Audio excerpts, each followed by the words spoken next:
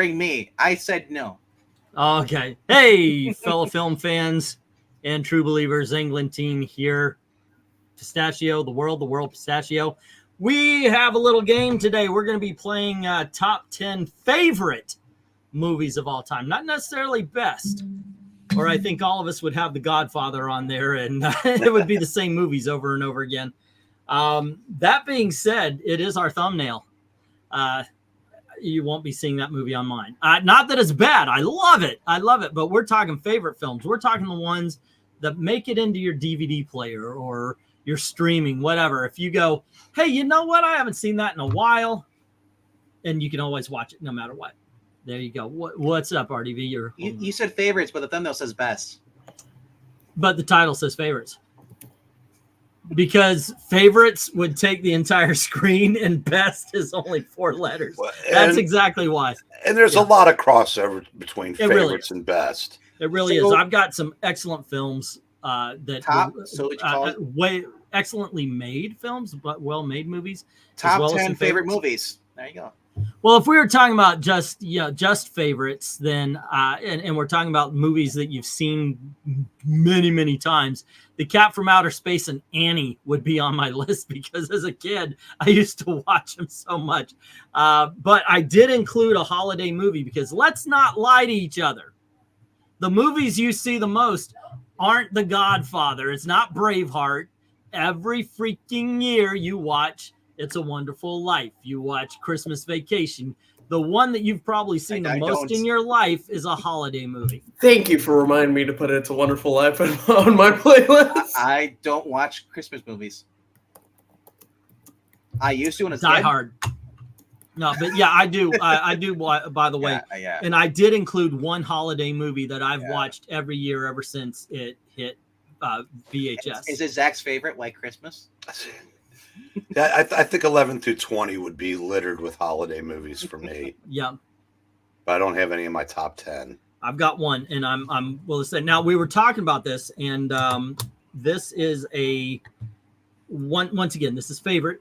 So there is no wrong answer, although we're going to act like it when we hear something silly and stupid. And it's I tend to watch on. Oh, hey Dalton, I tend to watch Miracle on 34th Street. Yep, same here. This is hard. This is a fluid list. This is why it was hard, because it's like, okay, yeah, I did have this movie on my list, maybe even my top 5, but how long has it been since I watched it? Are other movies coming in and taking over and all that kind of stuff? So this was really a thought out list. Not really, put it together in the last 5 seconds. I swear. No, but it really is. It's kind of a fluid list, and it's hard to kind of nail down these. What went into making your list there? I've had my top couple of movies have been the same for a while. Yeah. And so that part is pretty easy.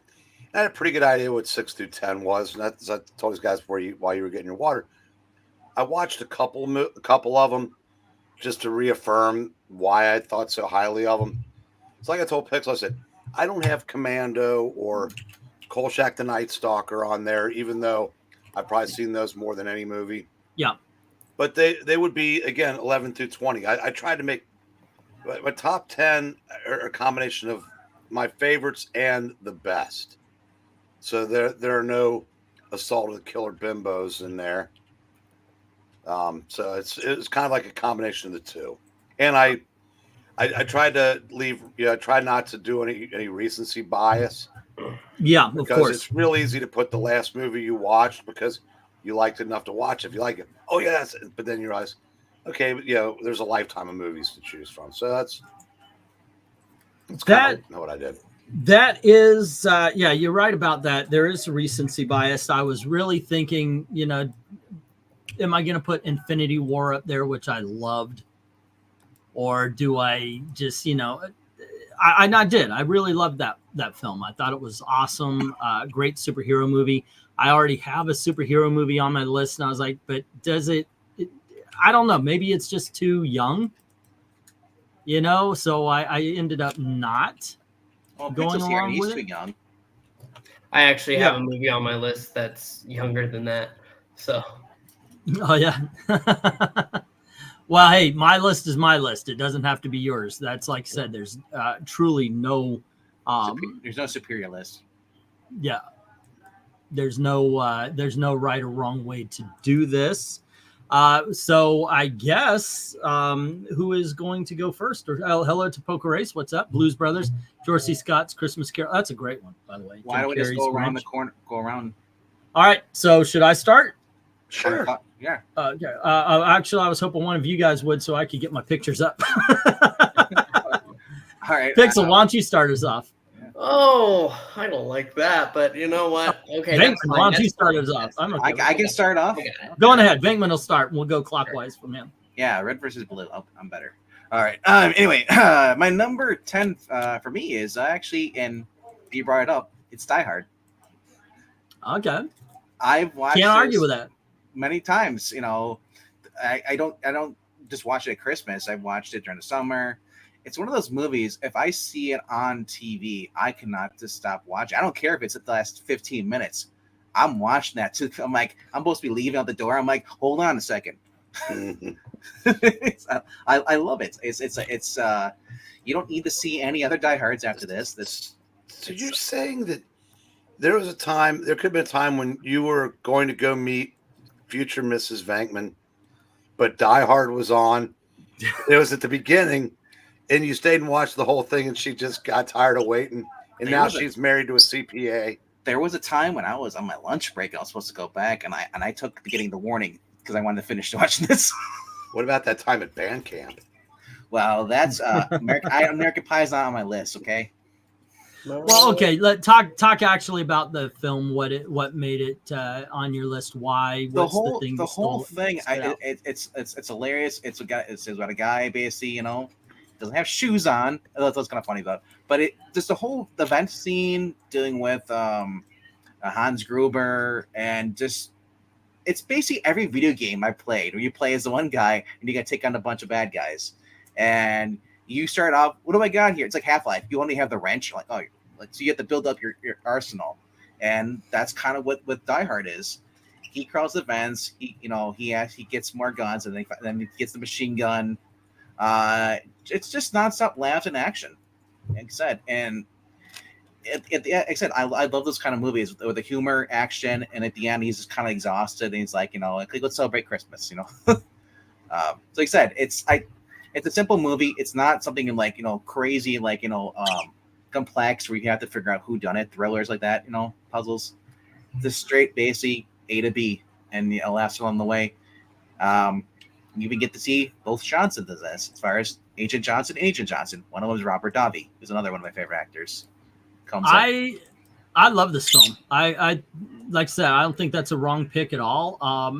I watched this movie. I went on a day date with my girlfriend, and she had to go to work. And as soon as I dropped her off, I called my friends, said, "Dudes, we got to go see this movie."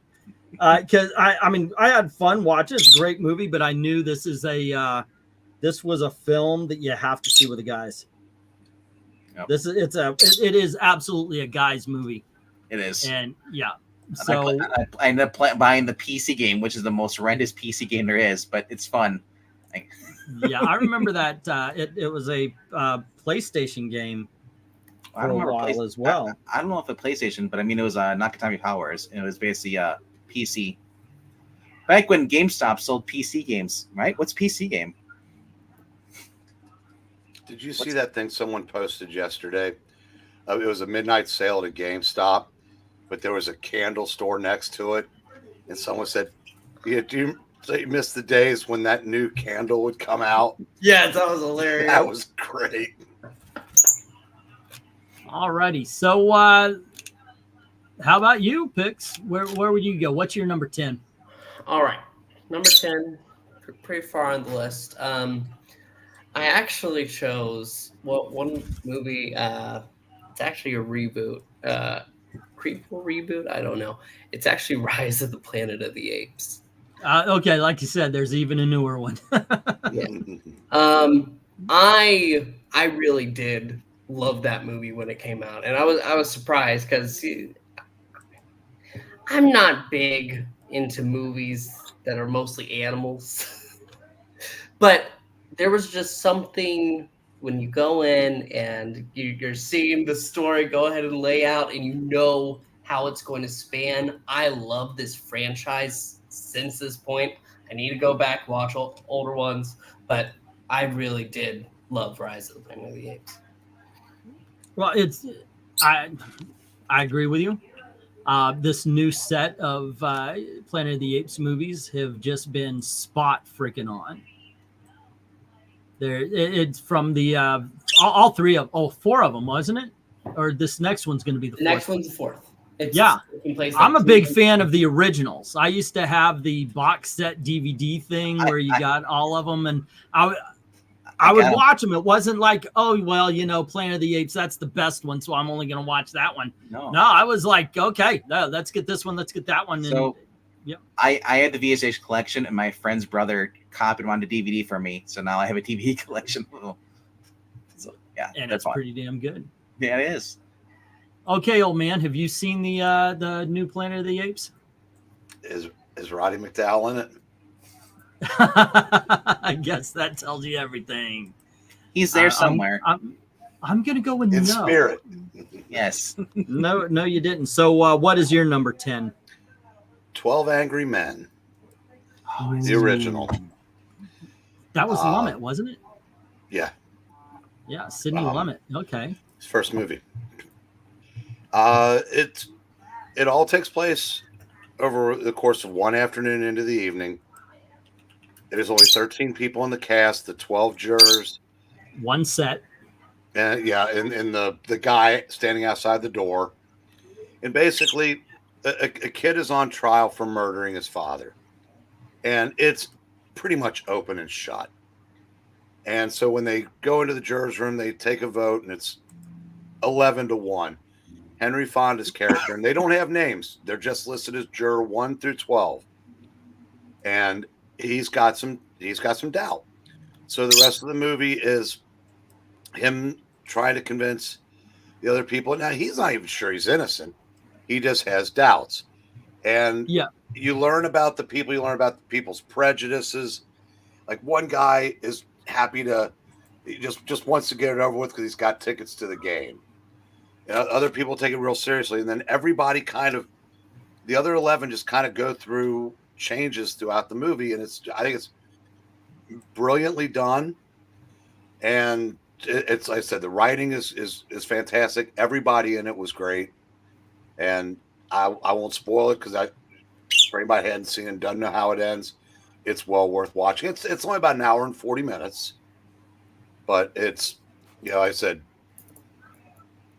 I think it's, everybody should see it at least once. It's a dialogue actors movie. Oh yeah, and it is nailed. I forget who the old man is, the angry man, the actual angry man. Yeah, I don't remember his name. He's got a name though, and they all the do. things. Yeah, I know. Winnie the Pooh Piglet is in it. As a matter of fact. Like Lee J. Cobb is one of the great character actors. Yeah, he's in it, and Jack Klugman, Martin Balsam, Jack Warden, Edward Binns. I said Henry Fonda. They're all people. If you don't know their names, you pretty much know. Oh yeah, I've seen him in things, even though the movie's almost 70 years old now. And I'm looking forward to watch the original because I've only ever seen the Jack Lemmon one with Tony Danza. I've never seen that one's good. Well, look, here's the thing: the story is so good, there is no bad version of it. I think the one you have is you watched was also Tony Soprano's in it, if I remember correctly. Yeah, like I said, Tony Danza had the Mets World Series. Or Tony like Danza was Yankees. Jack Klugman. So yeah, you can. He was juror 6, I think. Jack Warden was the one that had the tickets. Jack Warden. Thank you. Yes. Yeah. So I said, I watched that because of class. My high school, they put it on. So I was like, this is actually the first time they put on a movie that doesn't suck. It's a great dialogue film, great character film. Yeah. I did spend some time. If you guys want to look up some pictures to use as visual aids now, that's what I was doing. But my number 10, I went back and forth. I even watched them back and back. because at first I was going to do this where, okay, this is my favorite Western, this is my favorite comedy, and then I was going to rank them, but I figured, you know what, screw it. But I did pick a favorite Western. I watched 2 back to back. One was The Man Who Shot Liberty Valance, which is excellent. I recommend it to everybody in the world. But then I thought, you know what, I really watch anytime it's on, and it made my top 10, and that is Little Big Man, starring Dustin Hoffman. This is all of... You okay there, Eric? Yeah, grab my drink. Yeah, this is a great film. Dustin Hoffman and his sister are actually separated when they're young. They're traveling on a stagecoach, and he gets taken. I believe he gets taken by a tribe of Indians, and he's raised as an Indian. And then, of course, he discovers he's a white man, so he's going to go off into the world of the white man, and learns how to be a drunk, a gunfighter, all sorts of stuff. He gets to know. He gets adopted by a very religious family that aren't exactly on the up and up. There's a lot of really good comedy beats. This won an Oscar for makeup because of the age makeup that they put on Dustin Hoffman. It's so much fun, this film. I have never not watched it. Like, it's one of those movies. Back when we were flipping channels, we would flip channel. Oh, Little Big Man, gotta watch it. And it's also one of those that has an emotional tie, because this one my father took me to see. So Take a second to explain flipping channels to the younger people. oh yes, long time ago you were I used to have to be in charge of the rope because nobody liked it, so I understand flipping channels. Right. Okay. But if you guys haven't done it, do yourself a favor and watch Little Big Man. It's freaking awesome. Were you ever the guy they had to actually go up to the TV and turn the knob like I was? Only Occasionally, when the remote broke. Were you the person that had to hold the tin foil to the antenna? No. Have you seen Little Big Man? No. Eric? Were you ever the one that had to wait in line to get control of the TV because you only had one? Because you only had one. Yep. No, I've never seen this. Wow. I've never heard of it. I recommend it.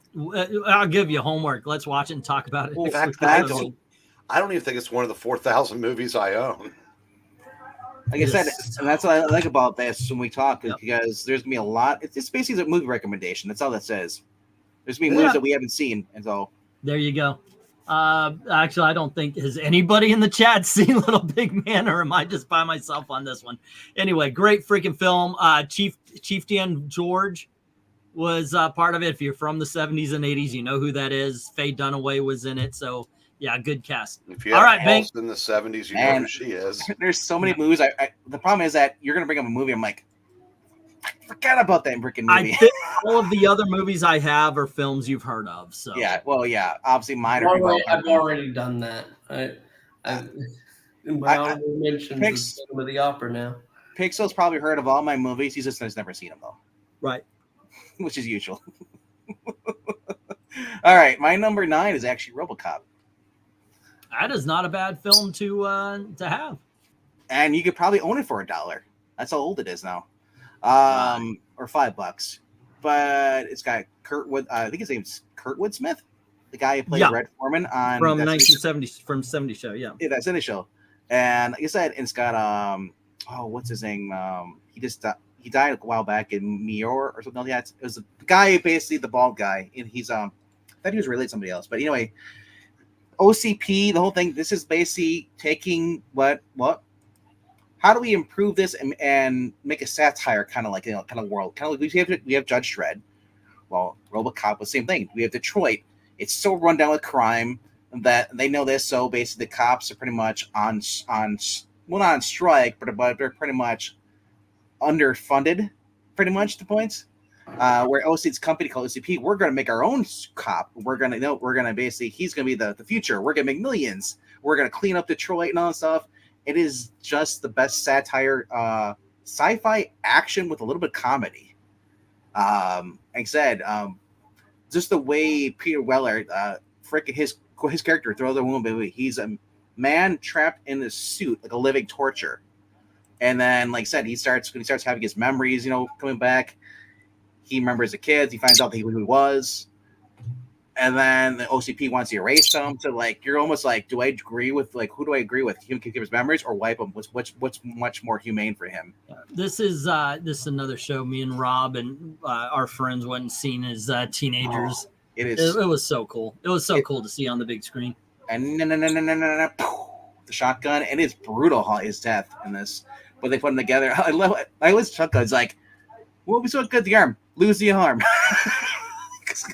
and it's like I said, when they did the reboot, they kept the hand. I'm like, you didn't learn from the movie? No, I know, right? Yeah. But the whole thing, the sound effects, the way he's basically in a giant rubber suit, the way they almost didn't make the movie, like just the movie itself plus learning how they made this was just fun. And like I said, the sound effects, the way he moves, it looks like it's actually a robot. Yep. And so that was so cool. And you're not getting any argument from me. This is an excellent film. This really and he's driving the car, and every time he comes out of the garage, it goes and it's the ground's out. Yeah, because he's so heavy, it just it bounces, goes out there. Yep.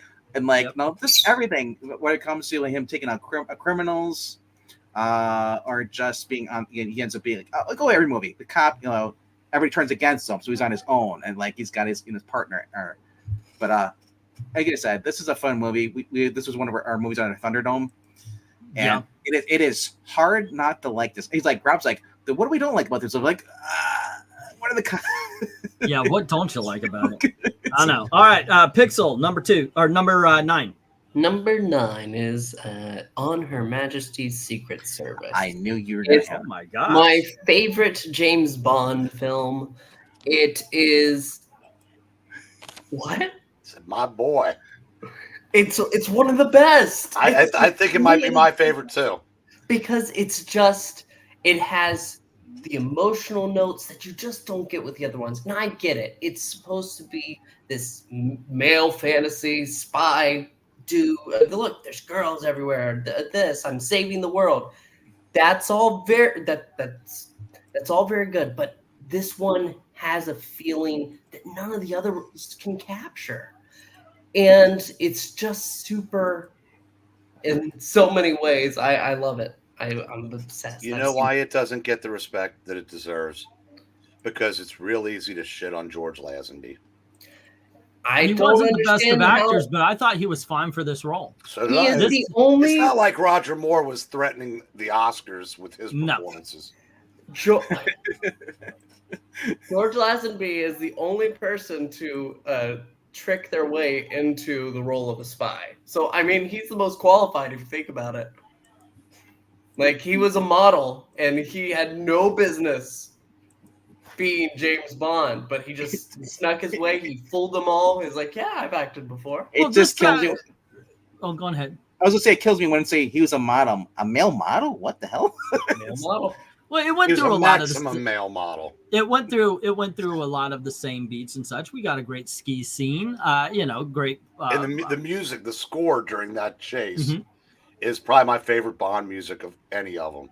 And he had the right kind of humor. I love the fact, though, that this movie is getting more and more respect these days. This isn't even the one that's considered the worst anymore. It's like I think I hear more people talking about Diamonds Are Forever being suck rather than this one right here. I would say Moonraker is probably the worst. Moonraker's the worst. Moonraker was a crime against humanity. I don't care what Rob says. Moonraker was horrible. I told you my brother's his review of Moonraker. What was it? How long was the movie? 14 hours. Well, I think it wasn't that. I mean, I think it was about an hour and a half. One of because that's 90 minutes of my life I can't get back. Hey, Eric, I'd rather watch Mad Men in the Box. 2 hours. It's now MK saying he likes Goldfinger, the one with the Odd Job. Of course, everybody loves Goldfinger. See, only one. Mr. Bob. The difference between Mad Men in a Box and Moonraker is Moonraker gives you nightmares. Man in a Box just peacefully puts you to sleep. I just realized, do we see any of the Bond girls topless and all? No. And all now, okay. Oh, the Goldie the Thunderball. Thunderball, they go to a pool, and you see toplessness under the wavy water, but there's no clear here are my boobs topless. That's what I say. You've seen all the Bond girls topless, just not in the Bond movies. Yeah, well, that's true. Octopussy had a girl that didn't have a pussy. Trump later borrowed the title. You're fired from the line from RoboCop for The Apprentice. Maybe that's so. Okay, let's see. Actually, he got it from Vince McMahon. It is Eric. You're number 9. Witness for the prosecution. All right. Billy Wilder movie. Yeah, I'm a huge Billy Wilder fan. It's probably my favorite director. As much as I know, you have one director from another. It's basically Charles Lawton plays this barrister who's just coming home from having suffered a heart attack, and he's under doctor's orders to take it easy, and he's got a nurse assigned to him. It was played by his real life wife, Elsa Lanchester, the original Bride of Frankenstein. And right after he comes home, he gets a guy shows up wanting, Tyrone Power plays a guy who's accused of murdering his wife, and these guys want Wilford, that's Charles Lawton's character, to represent him. And he ends up doing it against his nurse's wishes, and he's kind of his character's kind of a rapscallion. He like smuggles cigars in his cane. His thermos is supposed to have cocoa. He puts brandy in it, blah blah blah. So basically the movie is why it's in my top 10 is individual performances sometimes just take over a movie. As something I'll mention in a later movie, but Charles Lawton's performance in this is so good that it's, even if there was nothing else to the movie, it would be up there. And Marlene Dietrich plays Tyrone Power's wife, and there's twists and turns in the movie. It has a surprise-ish ending, and then the actual ending of the movie is kind of heartwarming and kind of funny.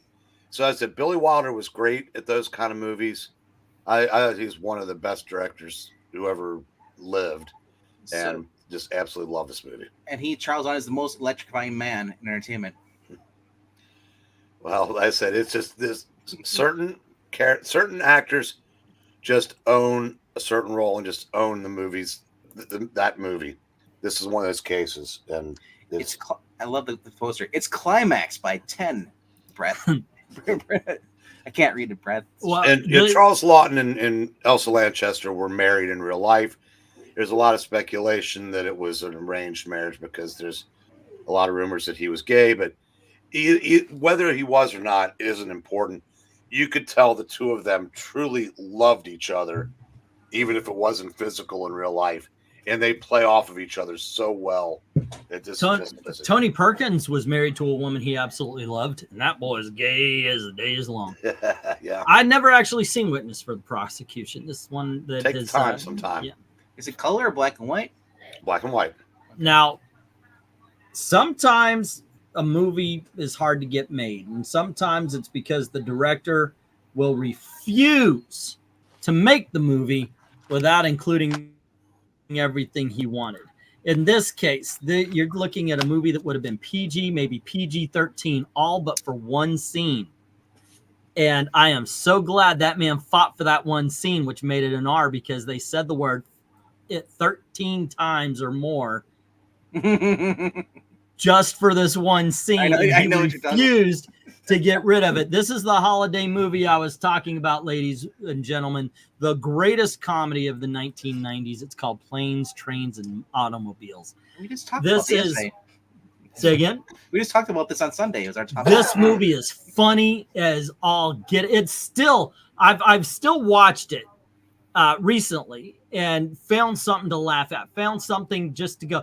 Like, how many times you watched it before you realized he was in the middle of an airport? Del Griffith is in the middle of an airport reading a porn novel. Yeah, it's just, there's just little things about the characters, the inside jokes. There's all throughout it. The way somebody would say a line, the way Yeah. I'm sorry, and I got to give it to Candy. By the way, yesterday I believe was the was it 30 years 30. that he's been dead now? Yeah. I was talking to Gail. I said, "You realize we are older than John Candy ever was." You know, it's just he was the comedic treasure of the 1980s. Steve Smokey. Martin Yeah. I was gonna say plays Smokey. Yeah. more uptight in this one, but still, he's just got a dead-on line reading. And you are not going to tell me that some of the best physical comedy didn't come out of the scene where Dell's playing the mess around and he takes off his jacket and gets himself stuck in the. I'm sorry, but the whole freaking movie's fun as hell. I love it. Love it absolutely from beginning to end. Pixel, this movie is the best Thanksgiving movie ever. Listen, well, it's the only Thanksgiving movie ever. Not true, but yeah. But no one's counting Thanksgiving. Well, I'll be. Pilgrim. Yeah. But So anyway, the thing is, there's a lot to love about this movie. However, as I explained yesterday, my mom, she hates big dog movies, you know, like Beethoven or Marmaduke. And this is a lot like watching that in human form because John Candy's character is just a disaster. You think he's like a big dog? And but it's funny as hell. Balls. Yeah, I know, right? Spaceballs, he's actually a big dog. but It's funny as hell. What's your problem? it's very funny. This man's he's hurt. He's injured. there's one You should scene. pick him up right, and he grabs him by the nuts, and then, oh, thank you. You really helped me out. Oh my god! I mean, it's just funny as fuck. There's one scene here it pinpoints why he died. When he's sitting there smoking a cigarette and then putting food in his mouth at the same time. Yeah. It's like no wonder. How about I've done that. Do you have a diner's card or what was it? Do you have a credit card or $15 and a good watch? He goes, no, but how about a Casio? It's funny as hell. I love this movie. I love this movie every freaking year. I do save it for Thanksgiving, even though you can watch it anytime. You can watch this movie anytime. It's awesome. What do we got here? We got I Love Comics. Great idea. Guys in the future, top 10 favorite sports themed movies. Eric, we've got a topic for next week. I believe I can do that. All right. Didn't the guy in Ben-Hur wind up being gay? One of them. Not Charlton Heston. I forget his name at the moment. Wait. Ben-Hur and Ben Gay? Yeah, John Candy and Steve Martin. That's an odd couple. Never saw that one. Dude, MK, do yourself a favor. All righty. Let's go to number 8. I'm going to, they're Highlander. There can only be one. There can only be one. Oh my gosh, this movie is a masterpiece from opening to the end. Queen enhances it it's like let's basically go take it up from 11. Normally with most movies, Queen's like, no, we're going straight to 20. We're gonna break the dial off. Adding to this, basically, we've always had the questions like, would it be immortal? It's painful. The guy watches his wife die. His first wife burns at the stake. The next one, he watches her grow old. And like I said, and the whole thing is he basically has to go against Clancy Brown, who wants his Krabby Patties. It was really great. But honestly, the music in here, just the time travel. He plays an antique dealer. Who would not be an antique dealer if you live that long? Yeah, he's gathered all this stuff. Yeah. There is if you can watch it, I don't know if you watched it, but watch the extended version. Yeah, because there's more backstory. Like his assistant is a little girl he saved from the Nazis. Yep. There's a lot of little touches to it.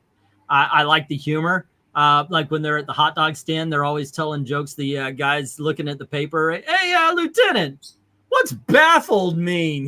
He's poking the fact that the cops can't solve all these murders. Yep. Yeah. I have the director's cut, so I mean, what does incompetent mean? But yeah, I love this film from the time I saw it when I was 14. I don't care that he's a Frenchman playing a Scottish man. Nobody noticed. Oh no, and he's a Scottish man playing a Spaniard from Egypt. Well, that was That was Sean Connery. Yeah, Sean Connery. He was playing a Spaniard. He was. with her stupid Scottish accent. Yeah, it was it was ridiculous. But yeah, Like I happy said, birthday, your mom, MK. Okay, Queen's got two the two awesome songs here. Who Wants to Live Forever, Yes. and then the other one is Prince of the Universe. Like I said, Love it. Oh my gosh! Like I said, and now one could argue like, well, Queen really helped us make this movie what it is. Without Queen's music, it wouldn't have been as well. But I mean, that would be right. yeah. And I gotta say, I think Queen just made it even a lot better. I probably still like it. I love the storyline. And also this takes place in the 80s, so there's no smartphones. So when the guys are at the wrestling match, because that's what it was at Madison Square Garden. Yep. The two guys had the sword fight, and then like you see him, he cuts his head off, you see it bounce. I love that stuff. Yeah, I worry about you. Well, I'm not the one doing it. I just like to watch, bro. Lambert had a habit for playing Immortals, Highlander, Raiden. There you go. But no, this was a good time. Also, if you guys ever saw Kill Bill, there's a scene where they're in a dark room up against a lighted window. Highlander. That's where they did it first. So, yeah. Like I said, it's another franchise that basically got worse as it went on, and thank goodness it didn't get woke, but still, it's like, yep. Can you imagine today's reboot of Highlander? Oh. No, I don't want to. I'm good. Yeah, I'm sorry. There can be none. There can only be one. There can only be none today. Yeah. No, I'm fine. I'm fine with that. I'm still pissed. We almost got a video game. Almost got an Xbox 360 game. I was like, all righty. Number 8 there, Pixel. Fellowship of the Ring. Oh, Lord of the Rings. It is one of the best fantasy movies of all time.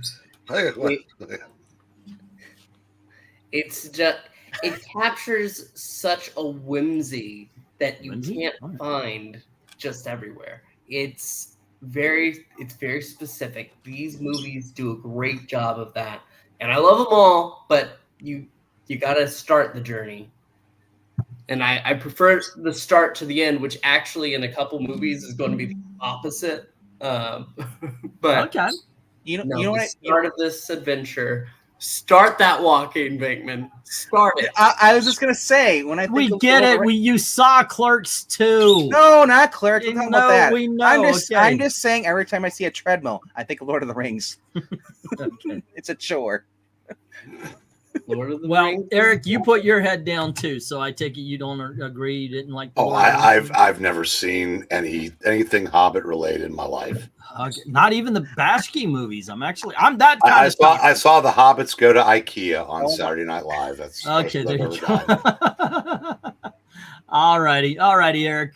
Since you guys don't want to talk, well, we'll talk. No, let him talk. Jeez, we've done our bit. Continue, yes, Professor. No. I mean, I've pretty much said everything that matters. I will say this though: the fantasy movie of all time for a reason. The one I like out of all three of them is the second one. Second one's good too. With the castle, that's the only one because they made a game off it. They made a game. That game was off of both the first and the second movie. It was the Two Towers, basically. That's all. Yeah, it was called the Two Towers, but it was both of them. All right, Eric. How about you? Where are you going for your number 8? The only movie that's younger than me on my list. Wow. Jeez. Diner. All righty. And even that's over 40 years old now. It's set in late 50s in Baltimore. Basically, it's about a group of friends going from adolescence to adulthood, and the different pratfalls and problems that each of them experience, and they're all a little different. Basically, one of them's getting married, and so they're all, that's kind of the central thing is leading up to his wedding. But all the things that happen in between, like one of the characters is a problem gambler. One of them is kind of veering towards alcoholism. There's each one of them have their own problems. One of them's married. only one of the group has gotten married. Yeah. And he finds out that being married is way different than dating.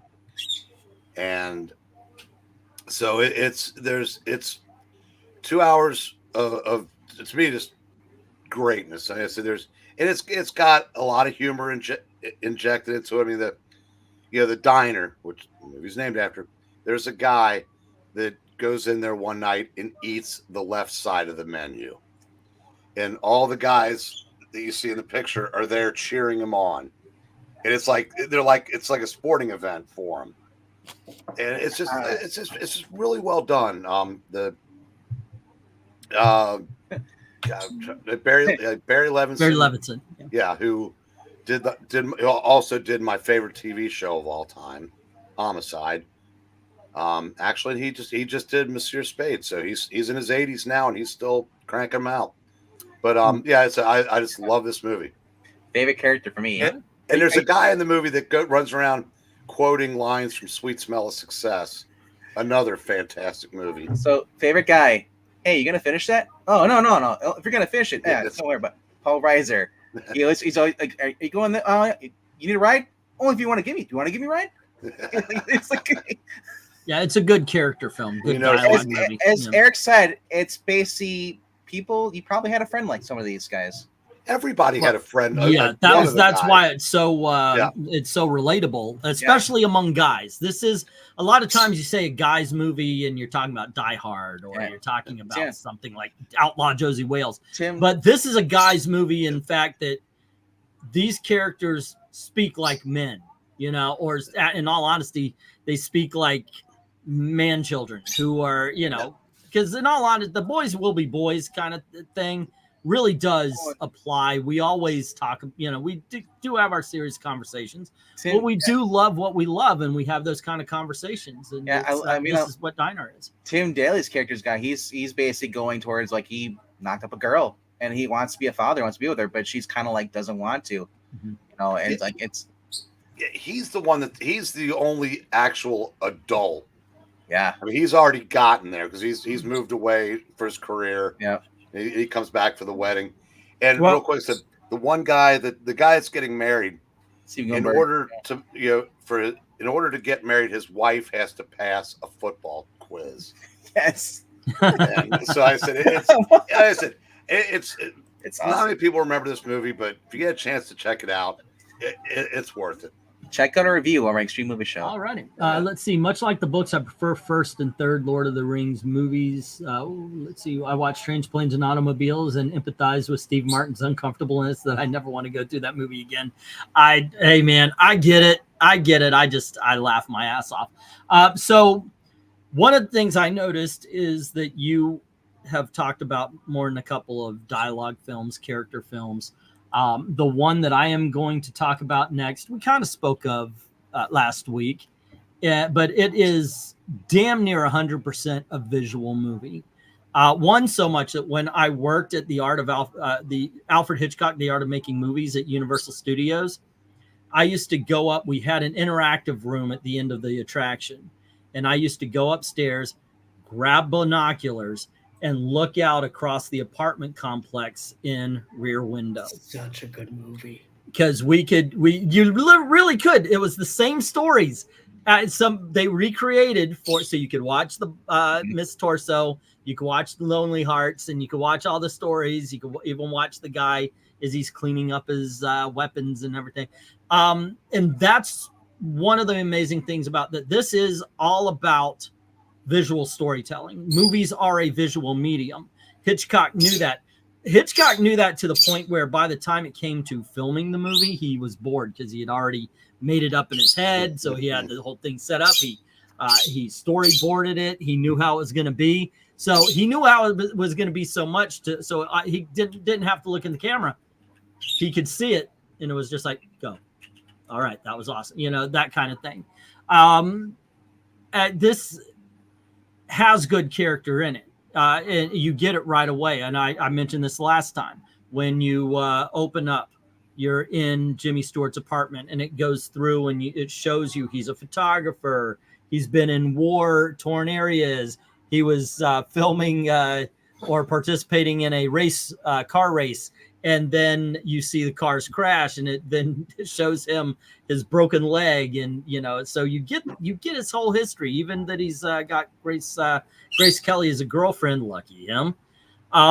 Thelma Ritter is his caretaker, who is one of those sage advice kind of characters, and the best line, or one of the best lines in the movie. Kids today, y'all are overthinking your relationships. We used to crash into each other like cars on Broadway.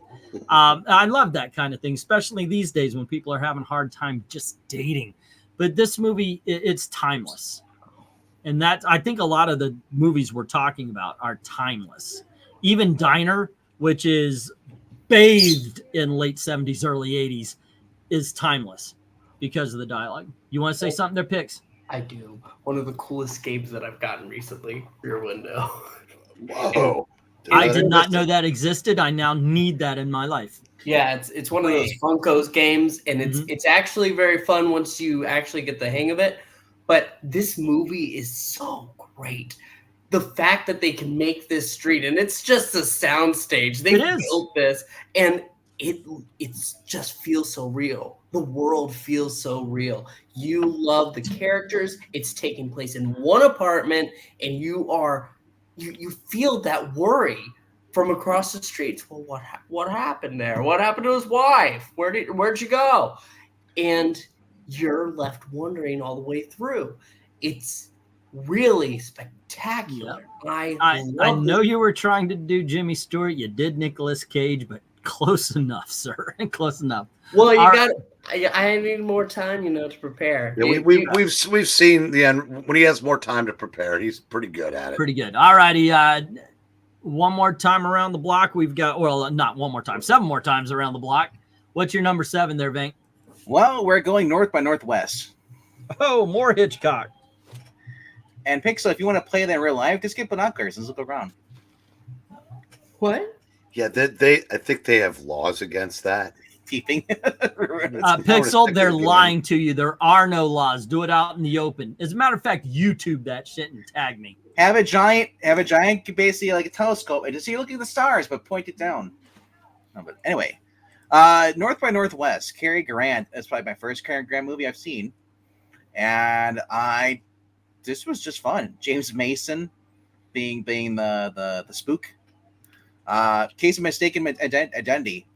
I couldn't believe this movie because of the fact that, how good it was. Because when I first saw it, because I didn't watch a lot of black and white movies. I was like, yeah, they're okay. This guy's color.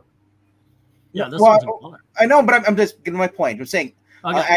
My ignorance is I figured a lot of movies, from the 60s or older were black and white because I didn't watch a lot of them. So when I watched this, I was in my early 20s. I was like, I'll just sit down and watch it. And it's like, it's supposed to be pretty good. I was like, wow, this is actually like phenomenal. The guy, Mistaken Identity, you got Nazis, you got James Mason. Yeah, as far as this goes, Cary Grant, the whole setup, they interrogate him, they get him drunk, and then they're gonna bump him off, make it look like an accident. They're chasing him on the cliff. He gets, it's just all the way through. It's fun, and then he gets to the whole biplane, basically chasing him to the cornfield, and like that's probably one of the best scenes in an old time movie that I've come across. It's just the way how they shot that. I have a feeling we're going to talk about this again. I just have this. I don't know what it is, but I have this. There's something that I feel like it's being foreshadowed that we're going to talk about. Like I said, and I wanted to have higher on my list, but I'm like, I thought about it. It's like, I like it, but I mean, it's one of my favorite movies, but it's not close to one of the. It's not the best. That's not the best for me. Like I said, these are fluid. Yeah. We could do another. I know. Time, yeah. Okay, Pixel. How about you? Number 7. Well, I said I was going to have a movie that was younger than Infinity War, and here it is. It was a few years ago. Barbie. And no, Oppenheimer. Come on, cut me some slack. Is it the Batman or Jim in the holograms? It's Dune.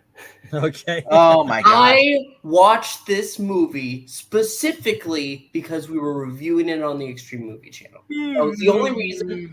I sat in my closet and sat the computer up, and I was like, okay, I gotta watch this before I get a little bit of sleep.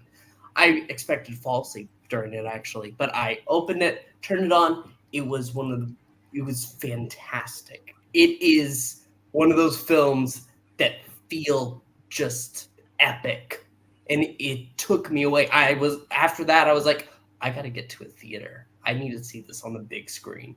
I did not expect it to be as good as it was. The big surprise to me here, though, is that I thought you were out of the closet. So I do have a question though. Have you seen Tremors? That's how you take out groundworms. Alrighty. Let's see. Rosin Russell is so wonderful in Gypsy and Annie Mame, and I almost never hear anyone talk about these movies. And Austin is saying, yes, Dune, David Lynch. David Lynch is Dune. I'm sorry, Austin. It's the original one with Sting. His girl, Friday. Yeah, okay, we'll talk about that. In the top 10, top 20 anyway. Yeah, it won't be tonight, but yeah, I'm going to agree with you that it was a good movie. I actually like the first Dune movie there. Better than the Eternals? But how about no? The Eternals is going to be talked about later. I mean, it is a fantastic film. But before that, what do you have as your number 7 there, Eric? Roll that beautiful bean footage again. Rear Window. Okay. Not sure what I can add to it other than really I don't know what I can add to it. We Thelma Ritter, Grace Kelly. We talked about last week. I said stuff today. I said Thelma Ritter makes any movie she's in better. Again, like I said, it's also, I mean, you got a lot of visuals with this, but you also very dialogue driven, which a pattern is developing in my top 10. That I like movies with a lot of crisp dialogue, and James Stewart is arguably he is my favorite actor. So that's it had all the ingredients to be a top 10 film. I've tried Intelligent. I don't recommend it. I what was that line? I figured in life you can be either oh so intelligent or oh so whimsy, and I've tried Intelligence. I'm going to go with whimsical or something like that. That's Harvey. Okay, that's one of the few James Stewart's movies I haven't seen. I forgot the line, but it was my favorite line in the movie.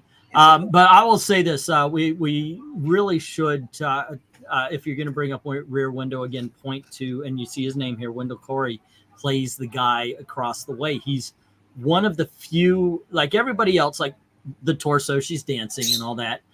You do get Miss Lonely Hearts, and you get Wendell Corey, and you get the couple, and they do such a great job with no dialogue.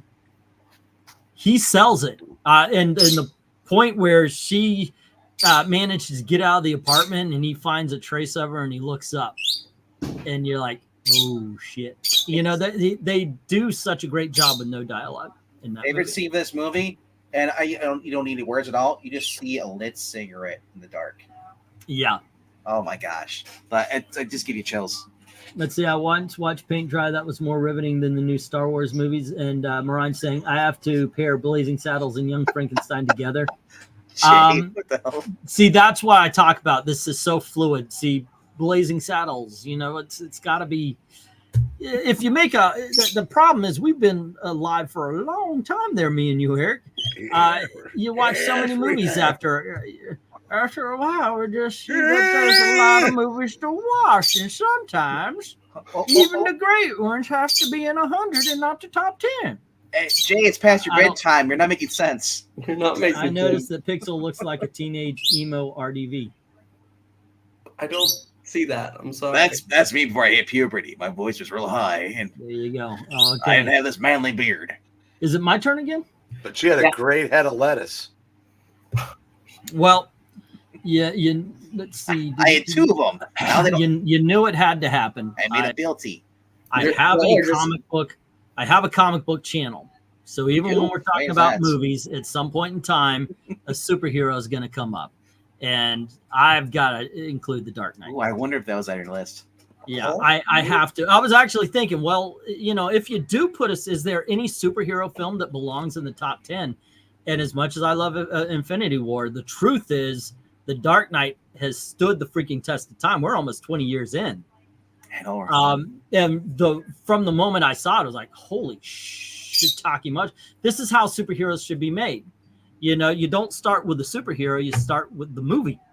You start with the script. You make sure that this thing is a full-fledged, all the T's are dotted and all the I's are crossed and everything. And you come up with a great freaking script. I remember I was one of those people, and I even though I learned my lesson with Michael Keaton, I was like, Heath, you mean the guy from the 10 Things I Hate About You movie? No, the guy from Monster, who hated his dad so much he was depressed and ended up shooting himself in the heart. That's who you hire for the Joker. You don't hire the guy from 10 Things I Hate About You. And of course, I was going to say he was in the other Knight's Tale. Yeah, well, there you go. That too. But point being is this movie is so much him that it's almost hard. It's hard to miss the fact that this is also it does have a tight script. It does have excellent work from Bale and God and all the other and Michael Keaton, the whole 9 yards. Yeah. How else do you refer to him? I think in Resistance. How do you say it? I mean, it's Morgan Freeman. Do you call him by name or do you call him by title? I mean, Morgan Freeman. Yeah.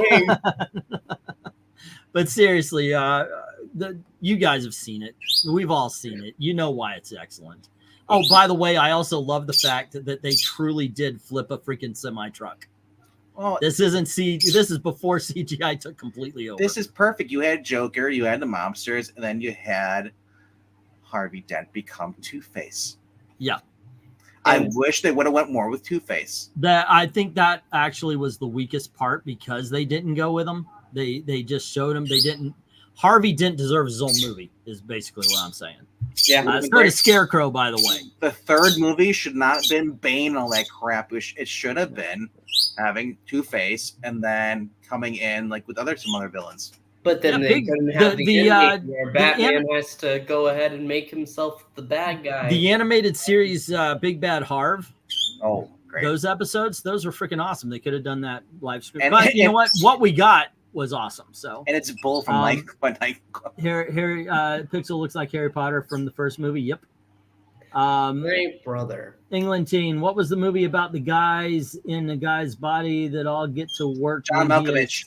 Being John Malkovich. It had a giant booby chasing them. It's a comedy. Oh no! What you're talking about is Everything You Ever Wanted to Know About Sex But Were Afraid to Ask. It's a Woody Allen film. Oh, okay. As I say, yeah.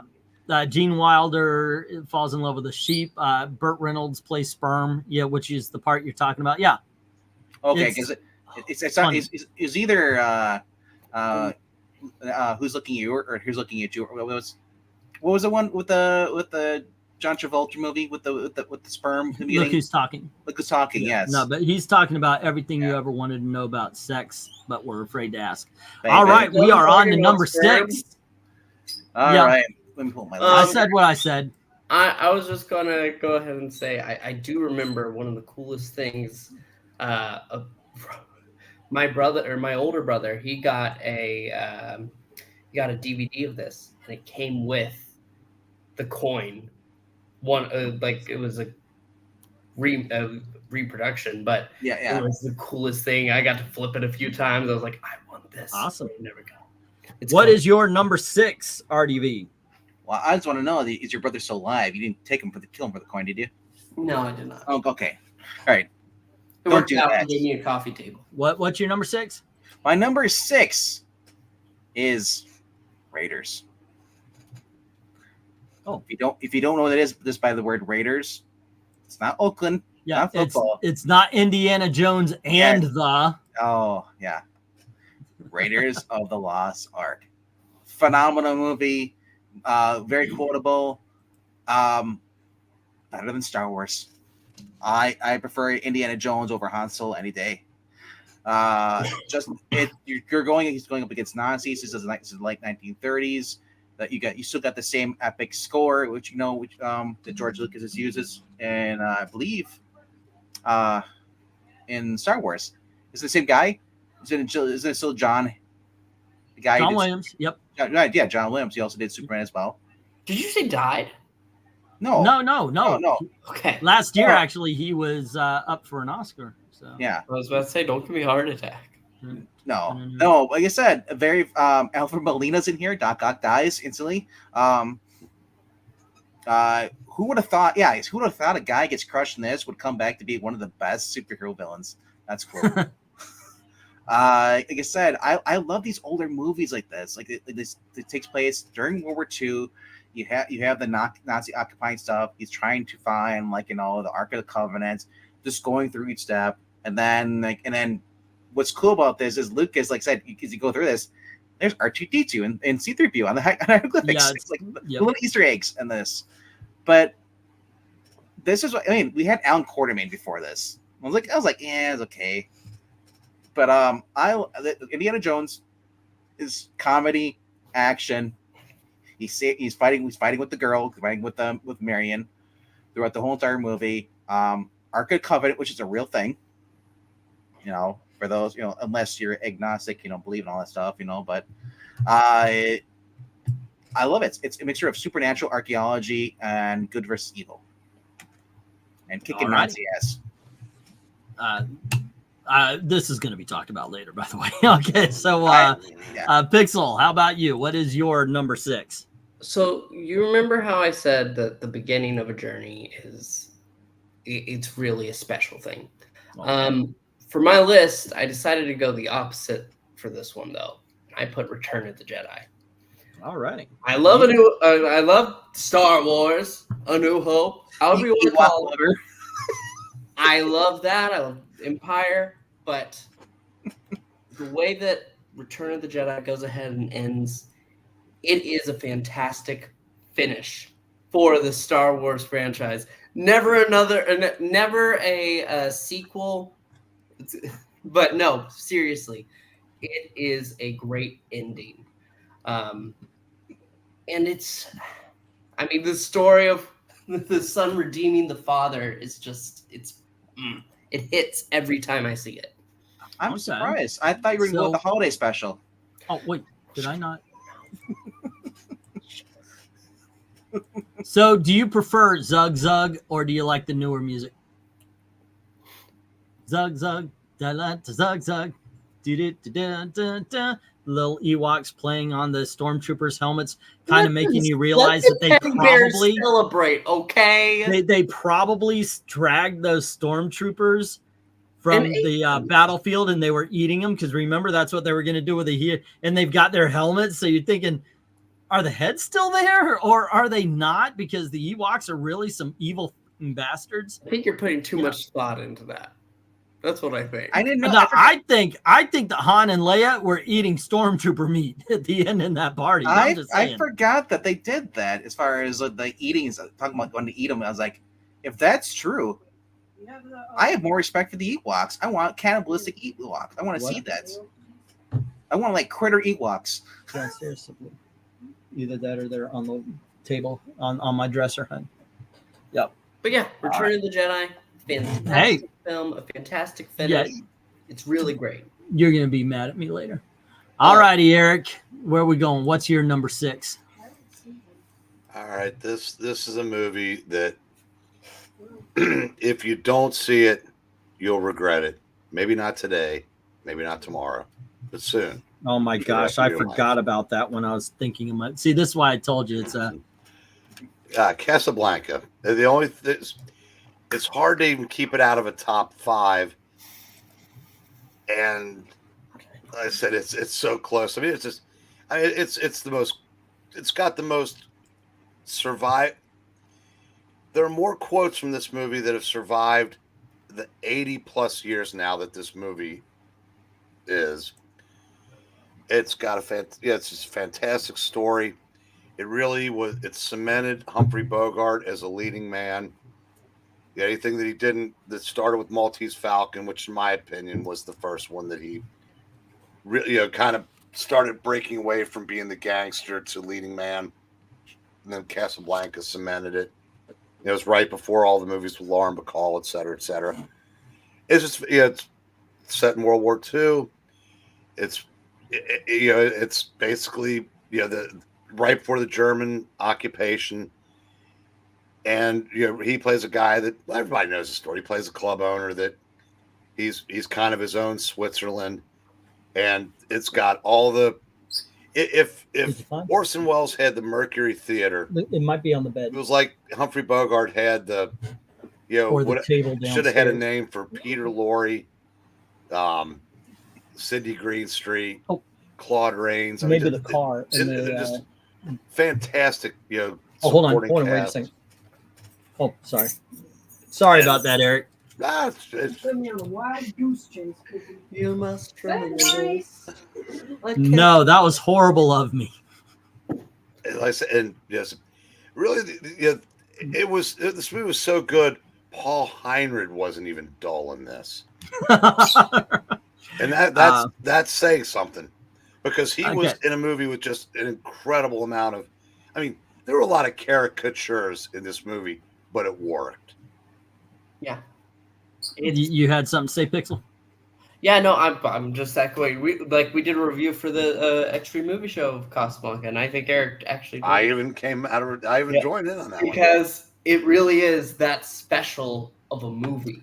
And I have managed to see this 7 times in a movie theater. Yeah, I traveled to different cities to make sure I was watching this. I even brought the friend I mentioned that dropped me because I was a Trump supporter. I brought him in. I said, dude, I've got to take you to see this film. And he's walking out. He goes, that was amazing. That was filmmaking. I mean, and it is. It's I feel silly because when I was writing stuff down, I didn't remember Casablanca. I've got it on my shelf. I bought the deluxe box set with the passport holder and the luggage tags and all sorts of stuff in it, so I could have all the extra, and my luggage could say Casablanca on it. I with the stickers, the whole 9 yards, the book that talks about all the behind the scenes stuff, which would have been important because YouTube didn't exist back then. This movie is number 1. First appearance of Puppet Master. This will actually, obviously, once again, I'll talk about this more. We'll do another one of these, but maybe I'll bring it up for myself. But I feel so stupid I forgot this one. I really do. Yeah, because this is an amazing film. I do remember I was in film class, and we watched this, and it was right after my girlfriend broke up with me. And I watched the film, and they were talking about, okay, can you analyze each character? And I saw Elsa as a manipulative bitch. And I described, and when I described how manipulative she was throughout, and the teacher was like, fuck. Anywho, there you go. Yeah, that's an amazing film. Casablanca is an amazing movie. Professionalism, what this channel is all about. Wait, when did we do something wrong? Let's see. I think he means when you were talking while Eric was explaining why this. Oh yeah, I'm sorry. I should have muted, but yeah, you're right. Sorry.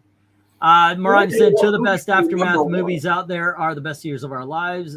One not spoken much of. I Was a Male War Bride. I like that one. Here, I'd say the reason the best years of our lives.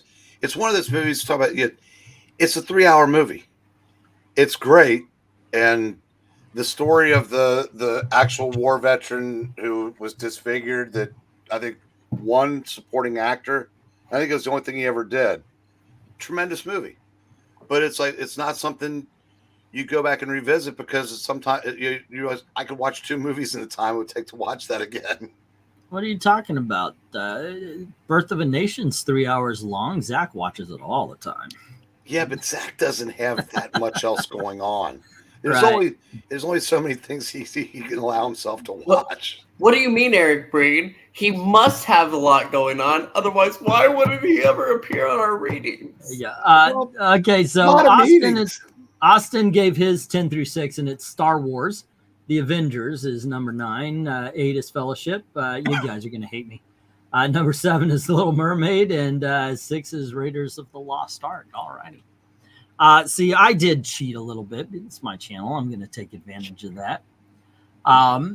Because I'm not going to say my favorite movie or my number 6 was Fellowship of the Rings or anything like that. But I am going to say, something like that. I'm going to say it's the entire trilogy.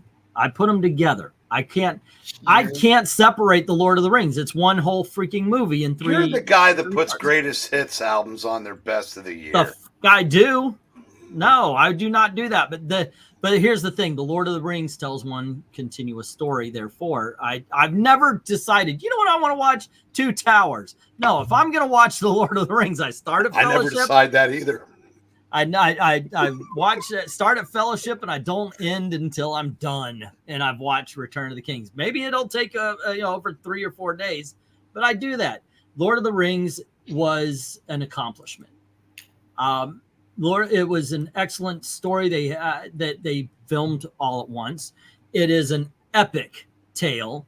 It is what movies used to be nominated, and all of them were nominated, but it's what I wish they would bring back. The epic film is lost to us these days. That's what it feels like. This film, they had great cinematography, great shots, good. You were established just by what you were seeing. The scenery was awesome. It felt huge, even though it told a very personal story. And it was very much a character film. And with 9 hours, they had enough time to actually fill it out and let you get to know everybody involved. Pixel, looks like you want to add on to everything, so go on ahead. Yes, I do, because you son of a bitch. You can't do that. You can't say all good people. Because I did Rise of the Planet of the Apes when I should have said all 3 of those movies, the Caesar trilogy. Like, it just feels like it's cheating. Hey, you remember when I said, yeah, all those movies are great? You didn't jump on. You didn't jump on. I said that, yes, they are, but I had to choose one. No, you didn't. No, you didn't. You just did. Lord of the Rings is great. It's fantastic. But yeah, the truth is, I watched this as one. It is one film. It's a 9-hour movie that is freaking incredible. I do think it's funny that you watch it now. Some of the special effects are still awesome. Some of them you notice that the CGI characters don't exactly touch ground, but it's still amazing. And it's one of those things I can watch anytime. You could have said it's okay to say all 3 when I named the last Star Wars movie. Well, we'll talk about number 5 when number 5 rolls around. All right, so what are we getting? I would make small correction and say Lord of the Rings direct. You know what? Yes. Rhaegar, yes. Because every time I watch it, I watch the director's cut. That's what I've got. So same, yeah. I absolutely agree with you. Because, so it's not 9 hours. It's more like 15. Go figure. All righty, but the best trilogies, Mission Impossible, LOTR, Back to the Future, and the Nolan verse. See, Back to the Future is another one that wasn't on my mind when I was picking out, but it could very well be. All righty, let us go to number 5 and RDV. All right, we're gonna go to I forgot what year it was, but it was in the 50s. But and it is a Jimmy Stewart movie where he's in a plane for the most of the movie. Spirit of St. Louis. All righty. I couldn't remember. I was like, we're going through all these movies talking about Jimmy Stewart's popping up, and I'm like, okay, Rear Window. I'm like, oh my gosh, I remembered the plane movie. I'm like, what the hell is it called? Is it called Lindenberg? That's a Spirit of St. Louis. I love that. Lindenberg. I know, yes, but I mean, I didn't know what the title was, so I was trying to remember what it's called. But Spirit of St. Louis, basically flying nonstop from the United States over to France, and you see how he just basically almost falls asleep. He has a rigged system. He has a limited amount of gasoline calculated calculate, but he didn't calculate for basically the ice getting on the wings, and like there's a little bit of suspense, but it's a very, very fun movie. Happened to see this on Turner Classic Movies. I don't think TCM still around on cable. I mean, Yeah. I don't. Okay, because I watched this like 10, 12 years ago, but I couldn't remember what it was called though. I just basically when you turn a Turner Classic movie, it's like I didn't have a TV guide, so I was like, okay, what the hell am I watching here? I'm in the middle of something. So then I went back and watched it. The next day, I was like, oh my gosh, that's what it was. And dude, I'm coming around to Jimmy Stewart is a phenomenal actor. He really is. Yeah, it's as much as Rob hates him, more I love him. I don't get that. I honestly don't get that, Rob. I don't get it either. But I think he just doesn't like the accent. Rob has taste repellent. He does. He does. But honestly, I love this. Like the whole thing. He's in the plane. He's trying to stay awake. And he starts falling asleep. He starts losing altitude. And then he goes the wrong way. Gets ice in the wings, so he has to go back up and turn around, try to warm weather. It's like that's scary because someone actually really did this. Like some of the best movies are biographies that, even though you know the ending, still keep you on the edge of your seat. Yep. Apollo 13 is an incredible film. You know the story, but still at the end, you're like, are they gonna make it? They are, but yeah, it's pretty good. I love airplane movies based on this, and I love gladiator movies too. All righty, Pixel.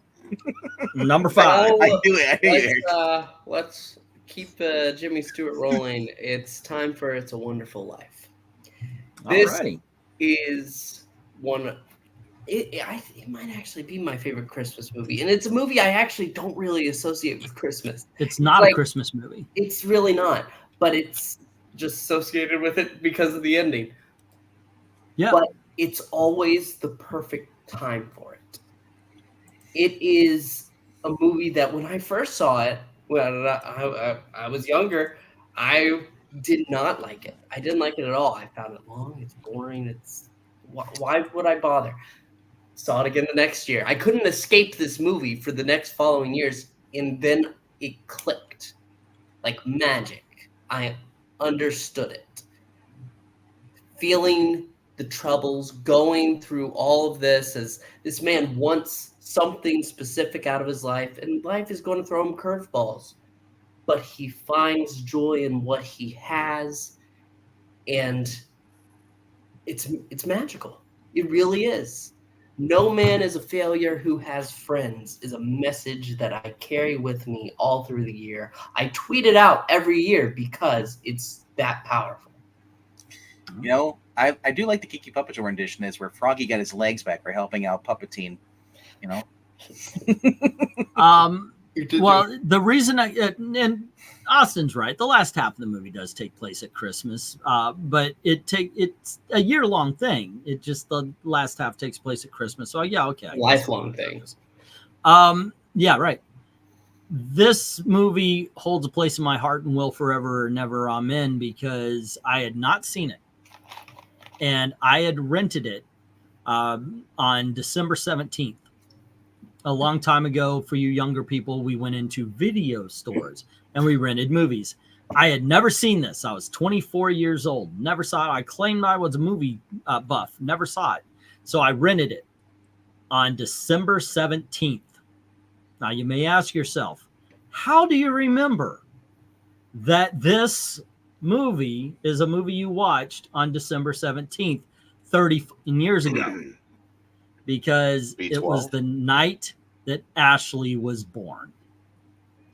I shit you not. I put this movie on and I'm watching, and Gail's water breaks. We're like, holy shit, let's go. Okay. And hold on, 5 more minutes. He's about to find out. Okay, hold on. You're not wrong. You're not very wrong about this.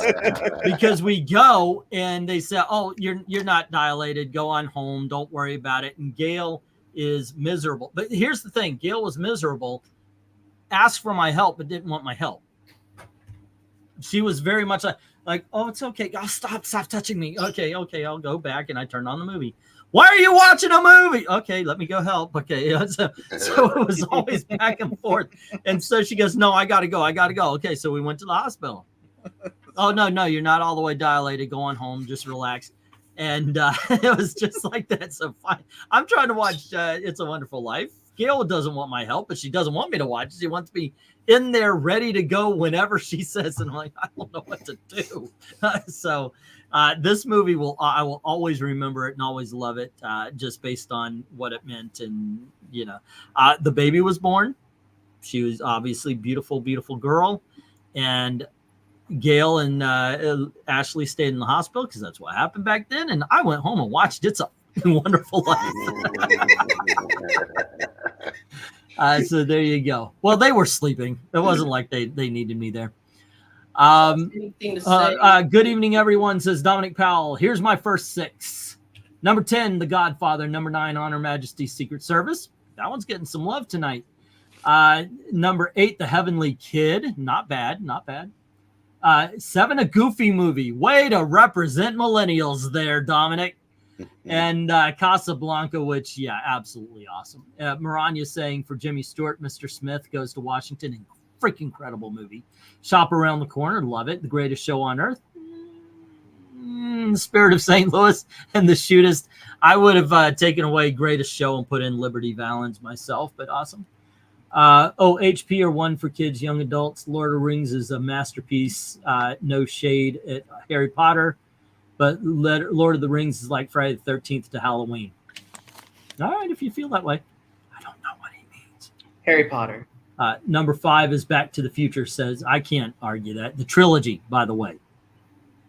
Just saying. Really? Again? Yeah, the trilogy. Yeah. All righty. Let me move up a little bit here. It's a Wonderful Life, along with A Miracle on 30th Street.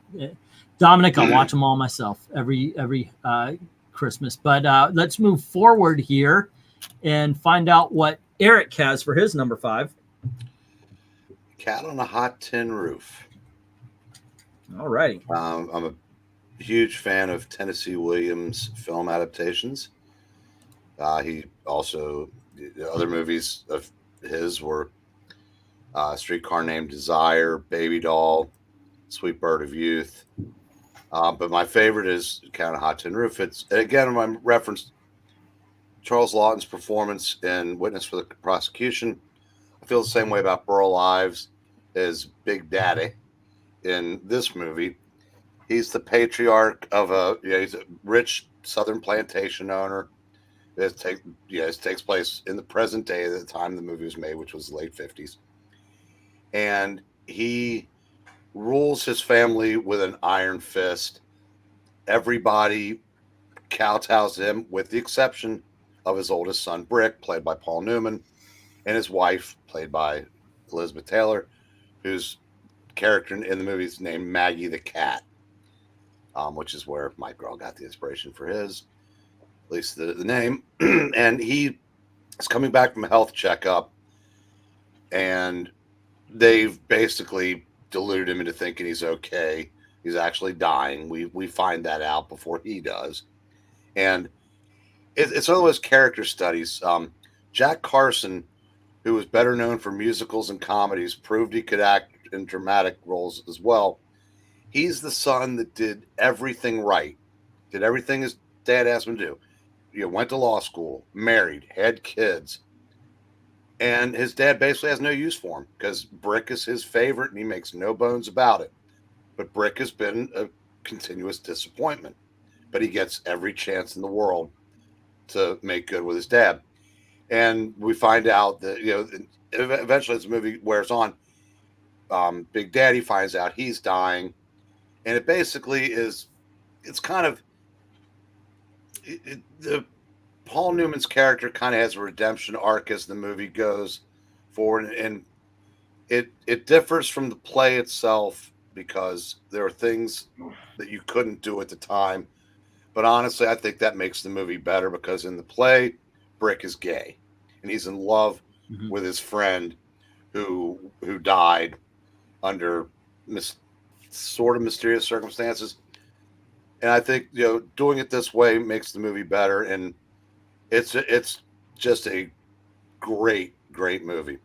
So again, I I recommend. saw it a long time ago.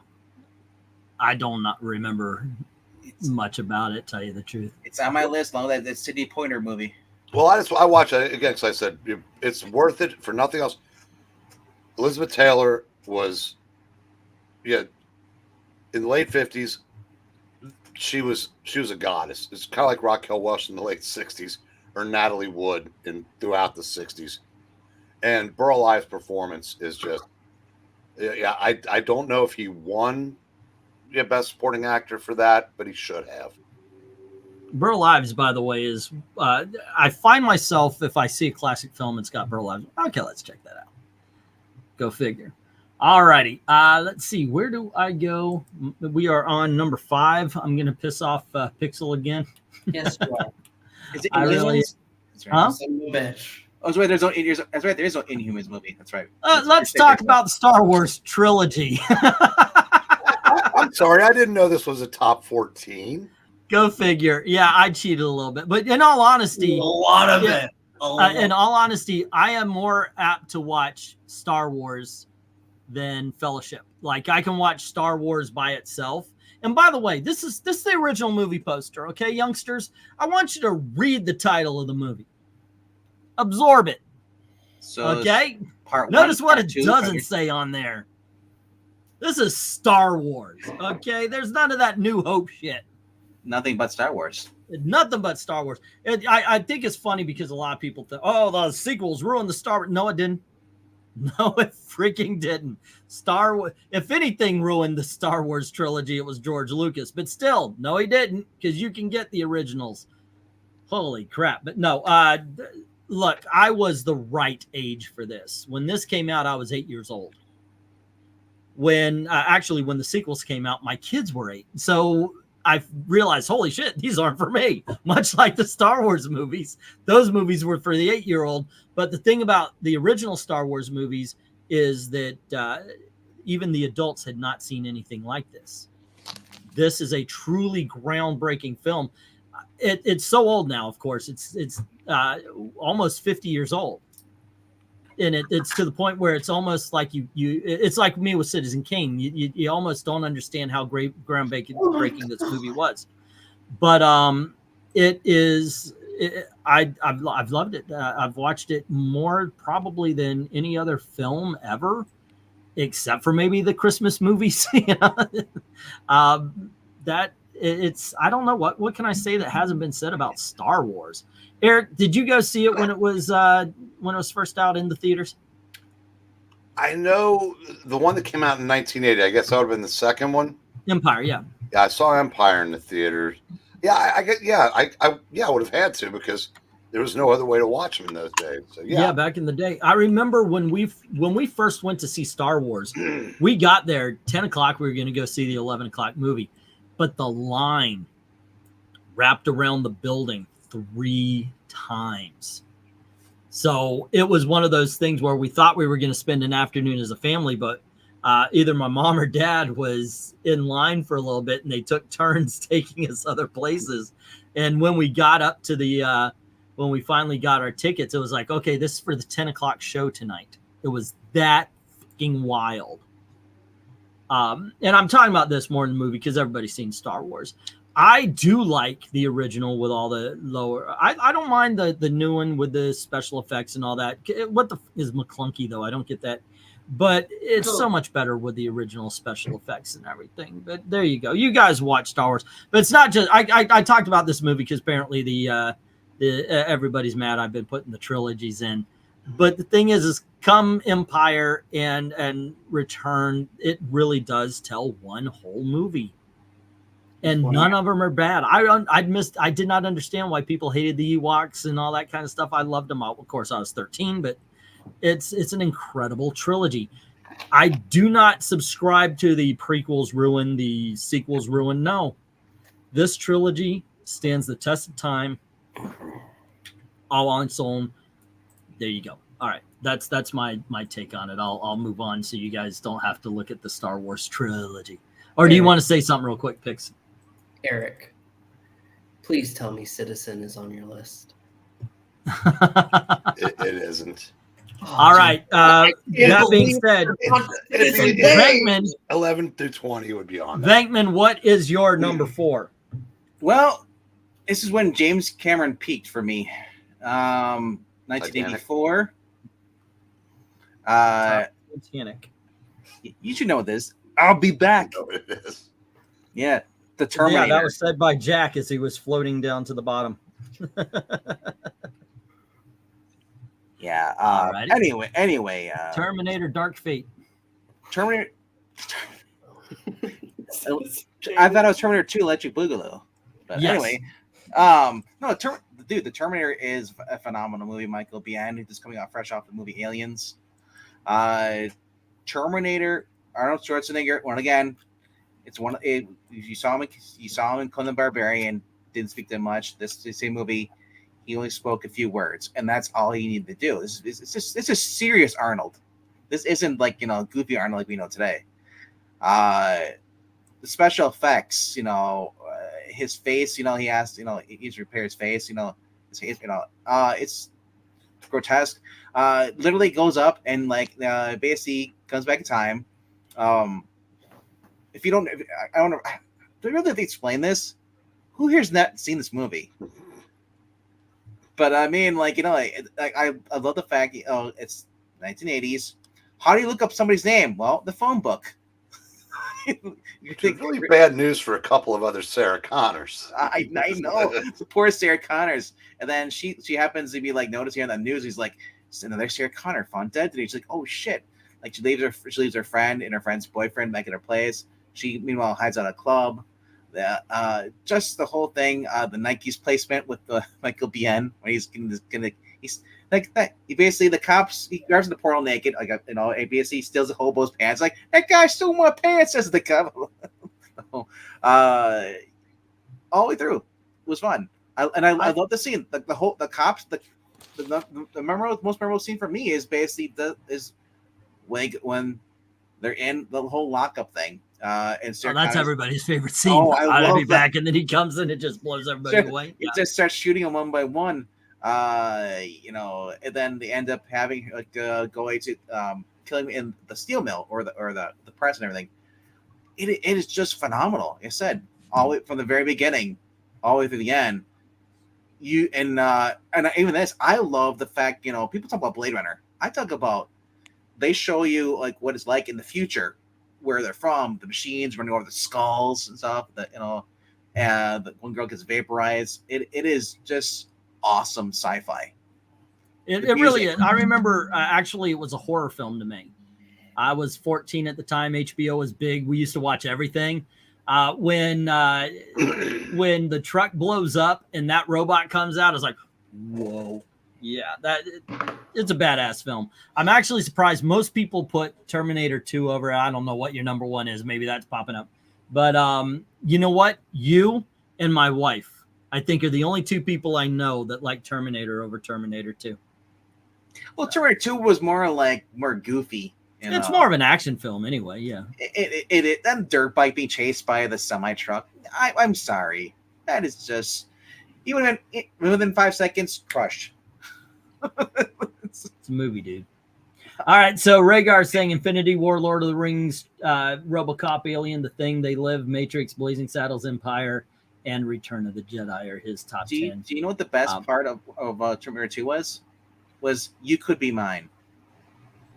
There's more to it. I'm not buying into. I don't even think you believe what you just said. I believe it. Let's see. Austin is saying, "What if I told you my dad was born only a few months before the movie? Before the Star Wars films? You're young, dude." One of my memories of watching Star Wars, a re-release of it, is my dad fell asleep watching it. One of my favorite movies of all time, in a top 10 movie that I listed. I took Elizabeth to. The whole family went to see Return of the King. It was Christmas holiday. We were just visiting family, and Elizabeth got tired. So I said, why don't you sit on my arms and fall asleep for a little bit. She slept through the whole freaking thing. And that, I swear to God, was the last time I ever picked her up. So it was that, once again, a movie has an emotional tie outside of the movie itself to me. Let's see. Did you guys know that George Lucas made Star Wars because he wanted to do Lord of the Rings? Yeah, I've heard stuff about that. Okay, I'm going to fast forward through a couple of these questions. Sorry, guys, because a few of them came in really quick. Actually, I'm going to go ahead and also name The Passion of Christ, Gladiator, and Kingdom. Okay, do what you need to do there. Let's see. Crazy transition. Sarah goes through innocent waitress to badass. Yeah, that's a great couple. Dominic is saying his number 4 is Blazing Saddles. We'll get there in a moment. T2, easily top 10 best sequels. I agree. Terminator's better. It's a sci-fi horror film, says Rhaegar. I also prefer Terminator versus Terminator 2. Same with Alien over Aliens. That's just blasphemy. I like the horror over the action, though all of the duologues are fantastic. Yeah. Well, that's one thing. You can't. You like T1 over T2. I get it. You know, I don't agree with it, but I get it at the very least. All righty, Pixel. We're on number 4, right? Yes. I would love to explain to Rhaegar why Citizen Kane is the Citizen Kane of movies, but I can't because Orson Welles is also in the movie I'm about to bring up. There are a few movies that just have this magic to them that go ahead and represent that. And the original Muppet movie. No, the original Muppet movie is on my list. Why are there so many songs about rainbows? It's a felt frog in a swamp singing about rainbows, but it's utterly What's magical. on the other side? Go ahead, sorry. Think about it, because I love Jim Henson. I loved just taking all the information I could about his life. When they sing at the end that they made it because of the people. Life is a movie, write your own ending. Oh my God, it's She-Hulk. That's what it is. Carrying. It's literally that he made it to this point, and he's just, you can feel gratitude in that he's having fun with all of the people in his studio. It's really just special, and all these celebrity cameos in it. It's just a man who's made so many friends, and magical. I don't think we could do this, but if you want to get together at any time and do a top 10 Muppets, Pixel, I'm up for it. He made what? No, he did not make Anne friends. Yes. No, he did not make Anne friends. He made many friends. I make Anne friends. All righty. Austin, he's written this down, so let me read it out there, guys. His number 4, he doesn't want to mention, but who am I? You sure you want to know? The story of my life is not for the faint of heart. If somebody told you I was an ordinary guy, not a care in the world, somebody lied. Spider-Man, yo. All right, there you go. All right.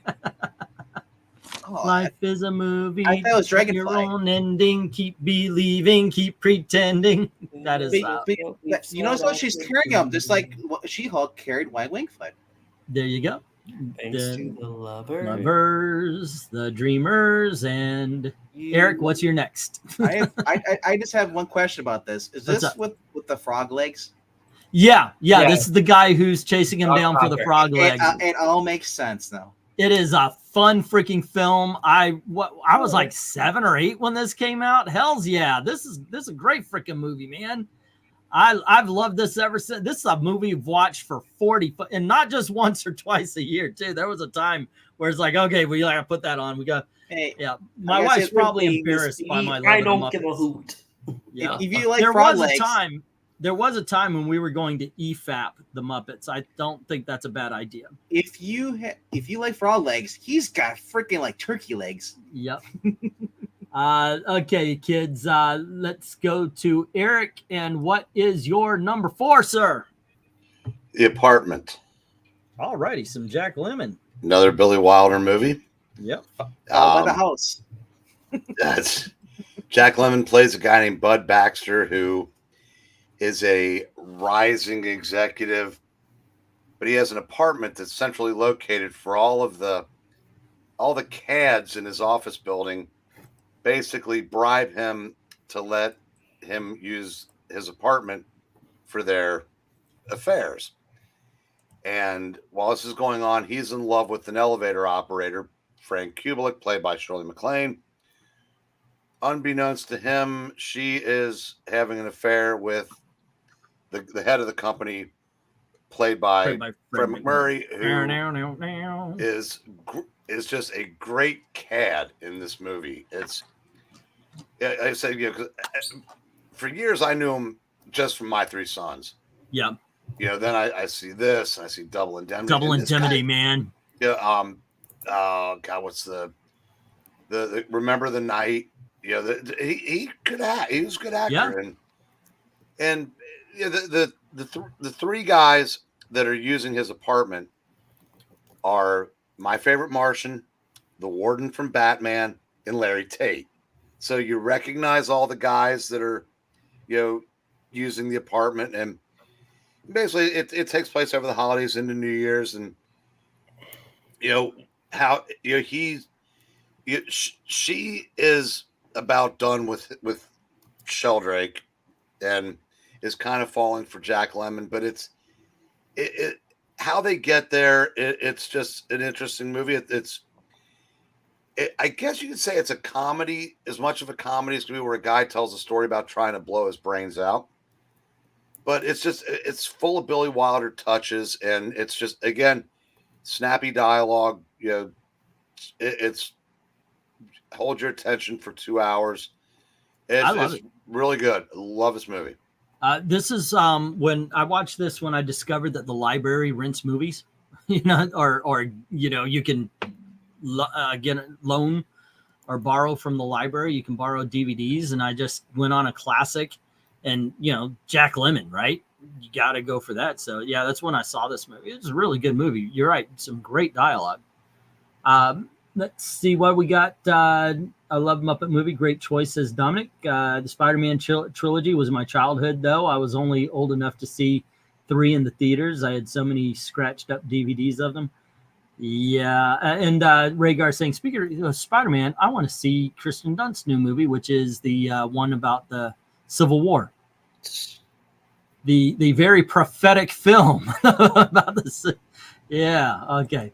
All righty. My number 4, with tuppence for paper and string, you can have your own set of wings. With your feet on the ground, you're a bird in flight when you're holding the string. Yeah, there you go. All right. Mary Poppins. Tight that's it. To the strings of your kite. Talk about movies I've loved since a kid. But here's the thing. I loved this movie since I was a kid. I saw it in one of the re-releases. I truly appreciated it as an adult. I mean, it was fun, but I think you really become an adult and you understand it when you realize something that now everybody knows. If you've seen, what was that, Saving Mr. Banks? That the movie wasn't about Mary Poppins herself. It was about the banker. It was about the father. He's the only one with a story arc. He's the only one that goes through any kind of change. So that's who Mary Poppins was there for. She was there to change the banker. Once you realize that, it's like, okay, yeah, there's whole other layers to this. At the time, this was a sci-fi miracle. A lot of people, of course, I see MK is even say, is anybody going to say Space Odyssey? Not me, but I will say Mary Poppins. It was the live action with animation was done in ways that had never been done before. You had I Love to Laugh, which takes place as they're floating near the ceiling and such. There's so much here that they had to do practically. And a lot of it was smoke and mirrors and ghost pepper ghosts and like this. There's a scene where they're under an open table reaching all the way into a bag and such. As they're seamless special effects. Not to mention a great story with Julie Andrews, who won an Oscar for the role. David Tomlin, I'm sorry, dudes. He is, and I'm not really, he is a freaking treasure when it comes to acting. And Disney really was smart to lock him in, not just for this, but Bed Knobs and Broomsticks. And I don't care if his English accent was bad. Dick Van Dyke nailed this. And you are not going to tell me, except for maybe one, I forget the name of the brothers, but as far as dance scenes are concerned, Step in Time, freaking incredible. incredible dance scene, incredible music. I have loved this since I was a child. I love it more as an adult. Fantastic film. Yeah, no, it really is. It's one of those films you see as a kid, and you will show your kids. You will show. Yeah. Oh, yeah. You'll show your grandkids. You'll show. We actually on the Disney Channel we talked about the fact that England has now made it from G to PG because of the word Hottentots. Dumbasses, just morons. Morons. We're surrounded by morons. Simple, folks. Morons. Yeah. Some like it hot, Mr. Rogers, Odd Couple, and Hot Odd Mr. Couple Rogers. 2. Wow. What did you say? Some like it. Roberts. Sorry, Right. Mr. Roberts. Yeah. I first saw the Star Would you Wars be trilogy my- on library DVD. Sadly, I've begun with the prequels. Yeah, I see. I can see how that was. I want to see that. Some like it hot, Mr. Rogers. Yeah, that's a good movie. Ew. All right. Eric, did you ever see Mary Poppins? When I was a kid, Yeah. and literally, I mean, when I was like, when it was, whenever When it to was brand TV, new. Yeah, well, it wasn't that long after. Mm-hmm. All right. Pictures All like righty. me. So, They're wrong. Venk, let's go around to number 3. What do you have? Well, for number 3, I had to change my hat out. Oh, am I supposed to look at?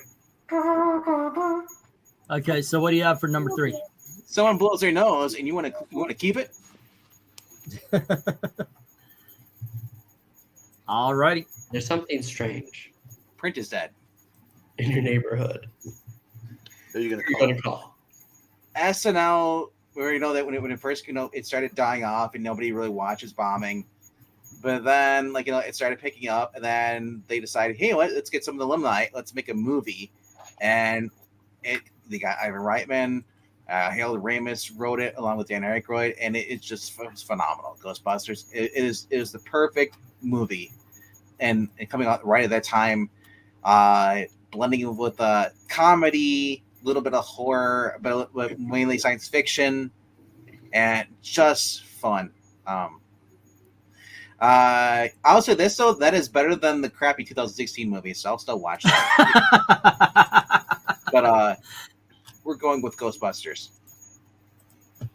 the first one. Am I the only one that actively likes Ghostbusters 2?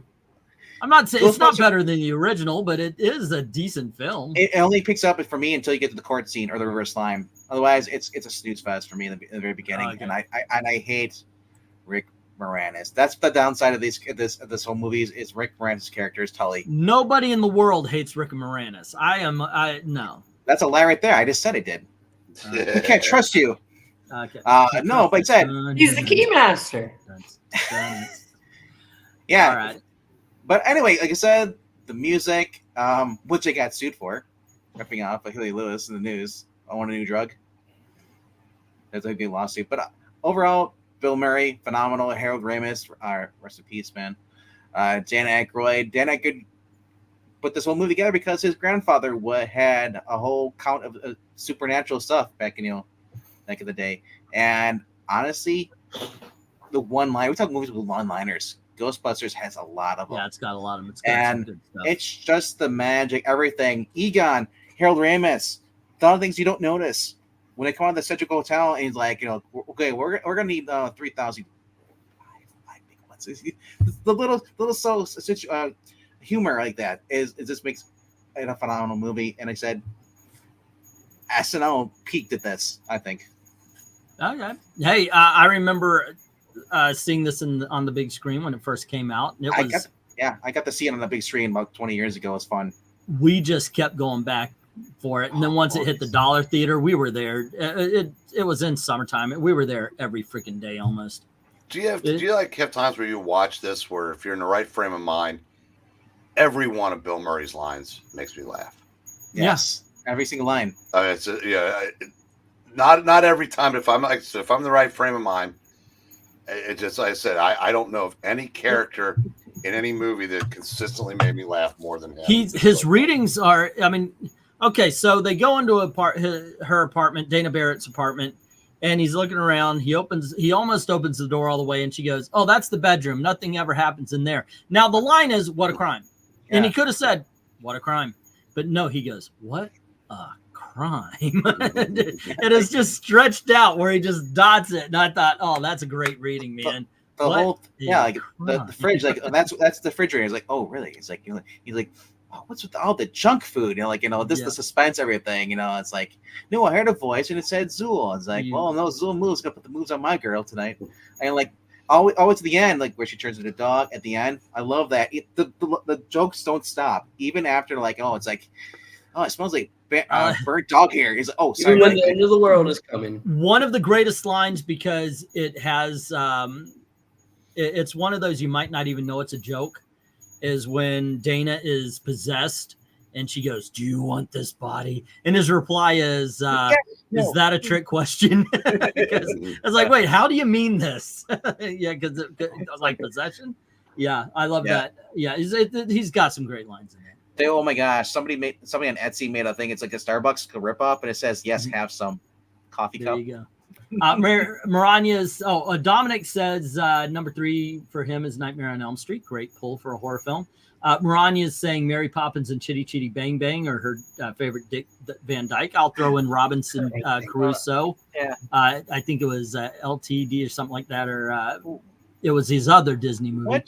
Which I like that one. So I was watching this back. I'm trying to figure out what were the Tonight shows on. I mean, there was Larry King, obviously, but like the one when they're on there, he asks Ray, is like, "How's Elvis? And have you seen him lately?" Yeah, that was Larry King. That was Larry King. Okay, Yep. Larry. When I first I was a kid, initially thought Chewbacca was a Sasquatch, says MK. I like MK's hat. Austin is saying his number 3. I'm going to let Eric guess this one. Why you speak treason? Fluently. I should know this. You should know this. Everybody should know this. The movie is freaking awesome. And it's from the 1930s. It's called Robin Hood with Errol Flynn. Okay. I shouldn't know this because I've never seen it. Oh, okay. Yeah. Already. I know the better Robin Hood movie. Yeah.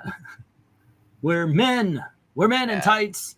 Yeah. All righty, Pixel. What's your number 3? Well, play it again, Sam. No, it's not Casablanca. Let's play it again, Sam, by Woody Allen.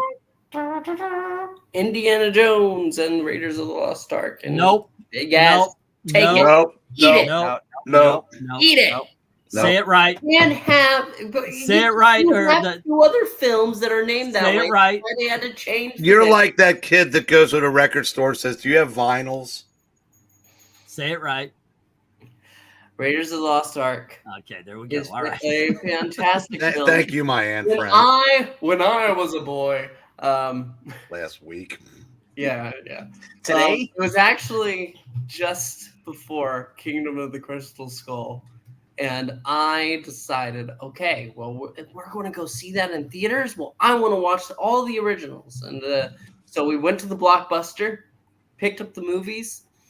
I sat through 3 fantastic movies and like 6 episodes of Young Indiana Jones. And then I watched the greatest disappointment of my life. That was Young Indiana Jones. No, I love Indiana Jones. I love Indiana it. Jones, awesome, dude. I just hate Kingdom of the Crystal Skull. But Raiders of the Lost Ark is fantastic. It is one of the best action adventure movies there is. And I still remember a great movie ride. You'll remember, England team, when they're lifting the ark. Yep. You're in that room with the snakes. Snakes. I missed the great movie ride. I do too. Yeah. It's truly just it's good fun. It's great adventure, and it will inspire you to see the world. The guy with the sword. All because he had the shits. Yeah, Harrison Ford was sick as hell. What's a lot of that really played well. I remember being in the theater and truly it was a tense scene. He pops in and pulls out the weapon and it's a coat hanger. All the humor landed when I guess what this was 1982, 81, 82, right? So I was 11 or 12. That is the perfect freaking age to watch Raiders of the Lost Ark for a boy. And I'm watching it, and it's the most amazing thing I've ever seen. there is no, even now, you can't get action films that are as just the forward momentum from beginning to end, it feels like. God damn. You know what? Are we on threes? Yeah. Yeah. Okay, so anyway, guess what? This is my number 3, so I'm gonna keep talking about it. Well, I remember the first time I saw this, I actually was like, when they're trying to get out of the goodness gracious, the Well of Souls, and you have all these snakes popping out of the skeletons, and I'm like, and people are laughing. I'm like, that's scary. Why are you laughing? I actually said that. My grandparents were laughing at me because they were the ones that took me. This movie freaking was everything at the time. And still, just watch it. These are practical stunts here, people. He really did. The stunt guy, anyway, they did drag Harrison Ford behind the truck a little bit, but that stunt guy really did that under the truck crawl and everything. There was a guy literally hanging on to the front of a... They were on Stuntman number 14. Yeah, right? This movie was so freaking cool, so amazing. You are absolutely right. This is absolutely fantastic. So, you know what's even better about this? Is they had awesome video games based on it too. Lego Indiana Jones. No. Yes, no. that is awesome. The PS2 game before the Lego nonsense. They actually had an Indiana Jones game. Lego nonsense. Have fun. Have fun. I am. Just not with Legos. The Lego games are freaking awesome, by the way. But I know what you're talking about because there was a not this one, but the Raiders, the Temple of Doom was a big arcade game. Some of that, no. But yeah, dudes, this is awesome. You guys saw this movie. Okay, so my face melted. Mr. Green needs to say his number 3. All righty, Eric. What do you have down for number 3? So I'm the only one that doesn't have this in their top 10, right? Apparently so, yeah. Yeah, probably. The Pixel, so as not to disappoint, I do have an Orson Welles movie in my top 10. I bet he plays a Mexican. He doesn't. Really?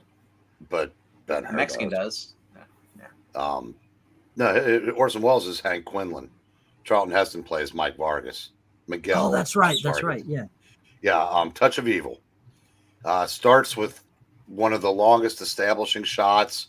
I think it was finally eclipsed by The Player. And it basically, Charlton Heston's character is investigating a crime that Hank Quinlan, who basically runs a small town, is going to pin on a Mexican. And as Vargas gets a little too close to the truth, Quinlan decides to have Vargas's wife kidnapped to get her out of the way until he, comes around to their way of thinking. And it's just, again, full of great characters. Orson Welles, it was, as he was, went from normal sized man to the Hindenburg, somewhere in between that. And he's just, the first episode of Cheers, they talk about the sweatiest movie ever made. But if the subject had been sweatiest character in a movie, it'd have been Orson Welles in Touch of Evil. He is just a gross, disgusting human being. And there's a great scene where Marlene Dietrich plays a fortune teller, and he goes to have his fortune read, and he goes, "What's my fortune?" She goes, "You don't." Or, "What's my future?" He goes, "You don't have one. Your future is all used up." And turns out she's right.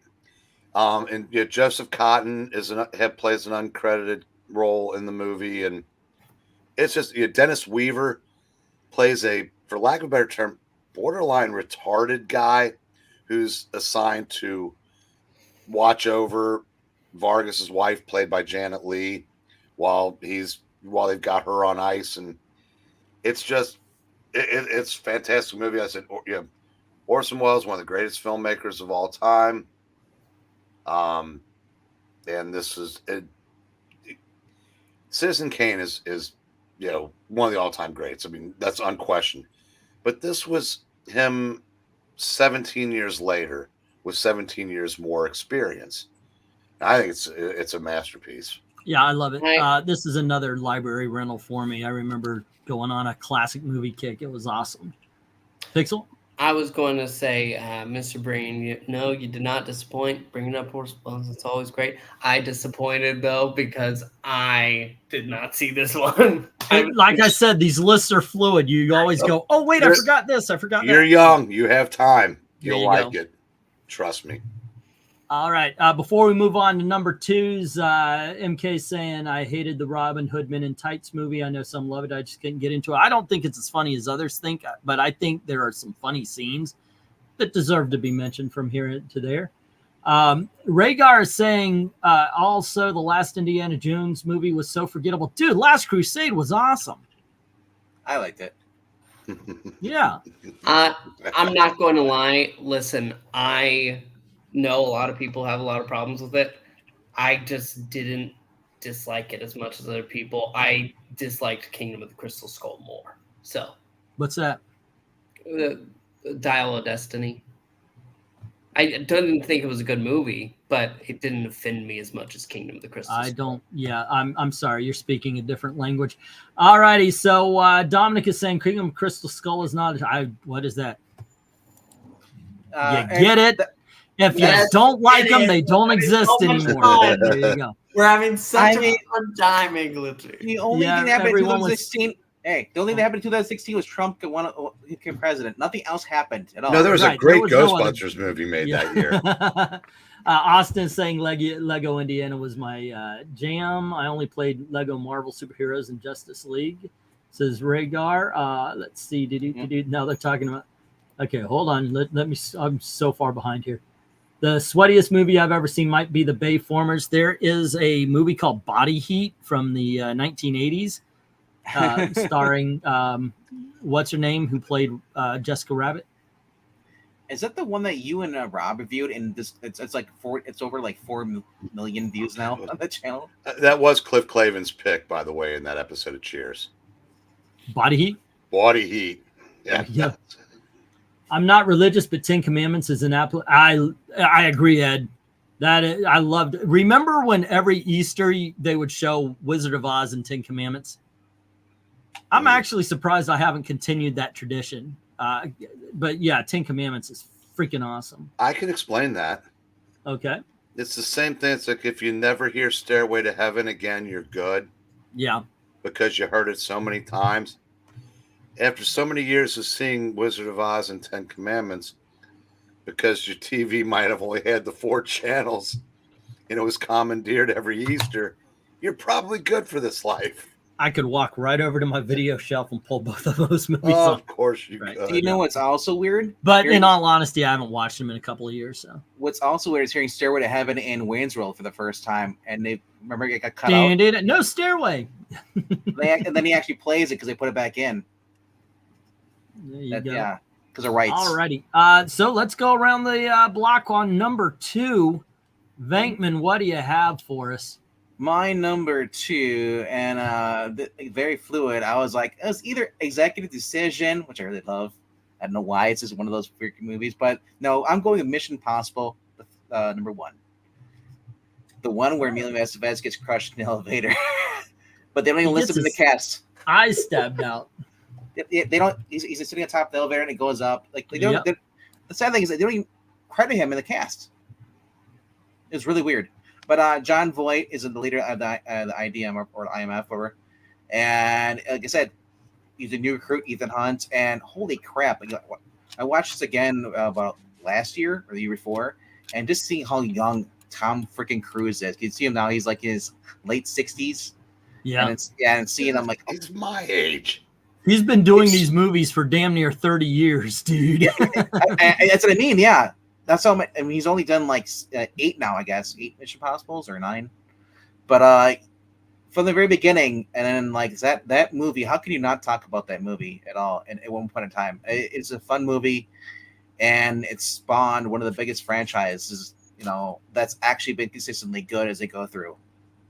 And they don't have to go put a car into space to get a crowd like Fast and Furious.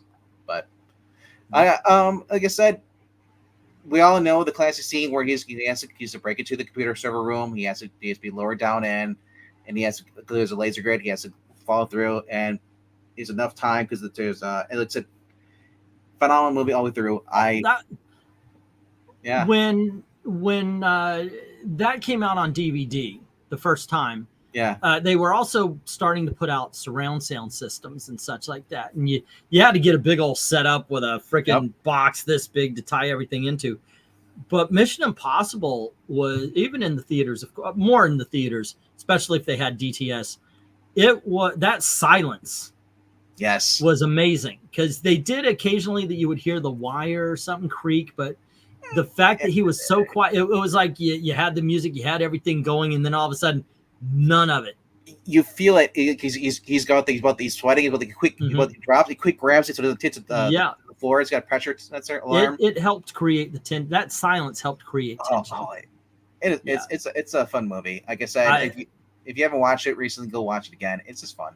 I was lucky enough. I think it was last year. We went to a thrift store and I found 1 through 5 for $5. It was a box set for only. I was like, yes. Give me that. Check the disc. So, and after you finish that, you go watch Notorious. Oh, by the way, that's Mission. Yeah, right. Instead of watch Mission Impossible 2, it's Notorious by Alfred Hitchcock. It's the same movie. Pixel does not like the car chase scene in Mission Impossible 2. I despise it. It's literally the motorcycle chase. No. Where the girls are flirting. The two that are each but other. I mean, running off of a cliff. It's just but a lot of people don't like number 2. There's a point where recklessness is like, what kind of idiot are you? It's the dove scene at the end that's chef's kiss, man. I love it. There you go, John Woo. John Woo wooed all over the place. Let's see. We've got I Never Saw Ben-Hur remake. My folks said it was bad. Pixel cars. I've actually just finished listening to the 2nd century historian Josephus Antiquities of the Jews. That's where I found that where the 10 Commandments got Moses' Egyptian. All righty. Number 2 for Dominic is Lord of the Rings trilogy. The trilogy. Hey, Fast and Furious is good red blood American action, says Rhaegar. That is true. One thing I disliked about the first Mission Impossible with Tom Cruise is what they did to Jim Phelps. People who loved the TV show did not like that. Was the Italian Job a remake? Only the second one. The first one was not. Pixel probably hates that one scene in Transporter 2. You know, you mean the one where he goes up the ramp and he flips it to knock the little tracker off and then flips. It's dumb. See, Pixar loves cars. Pixel hate cars.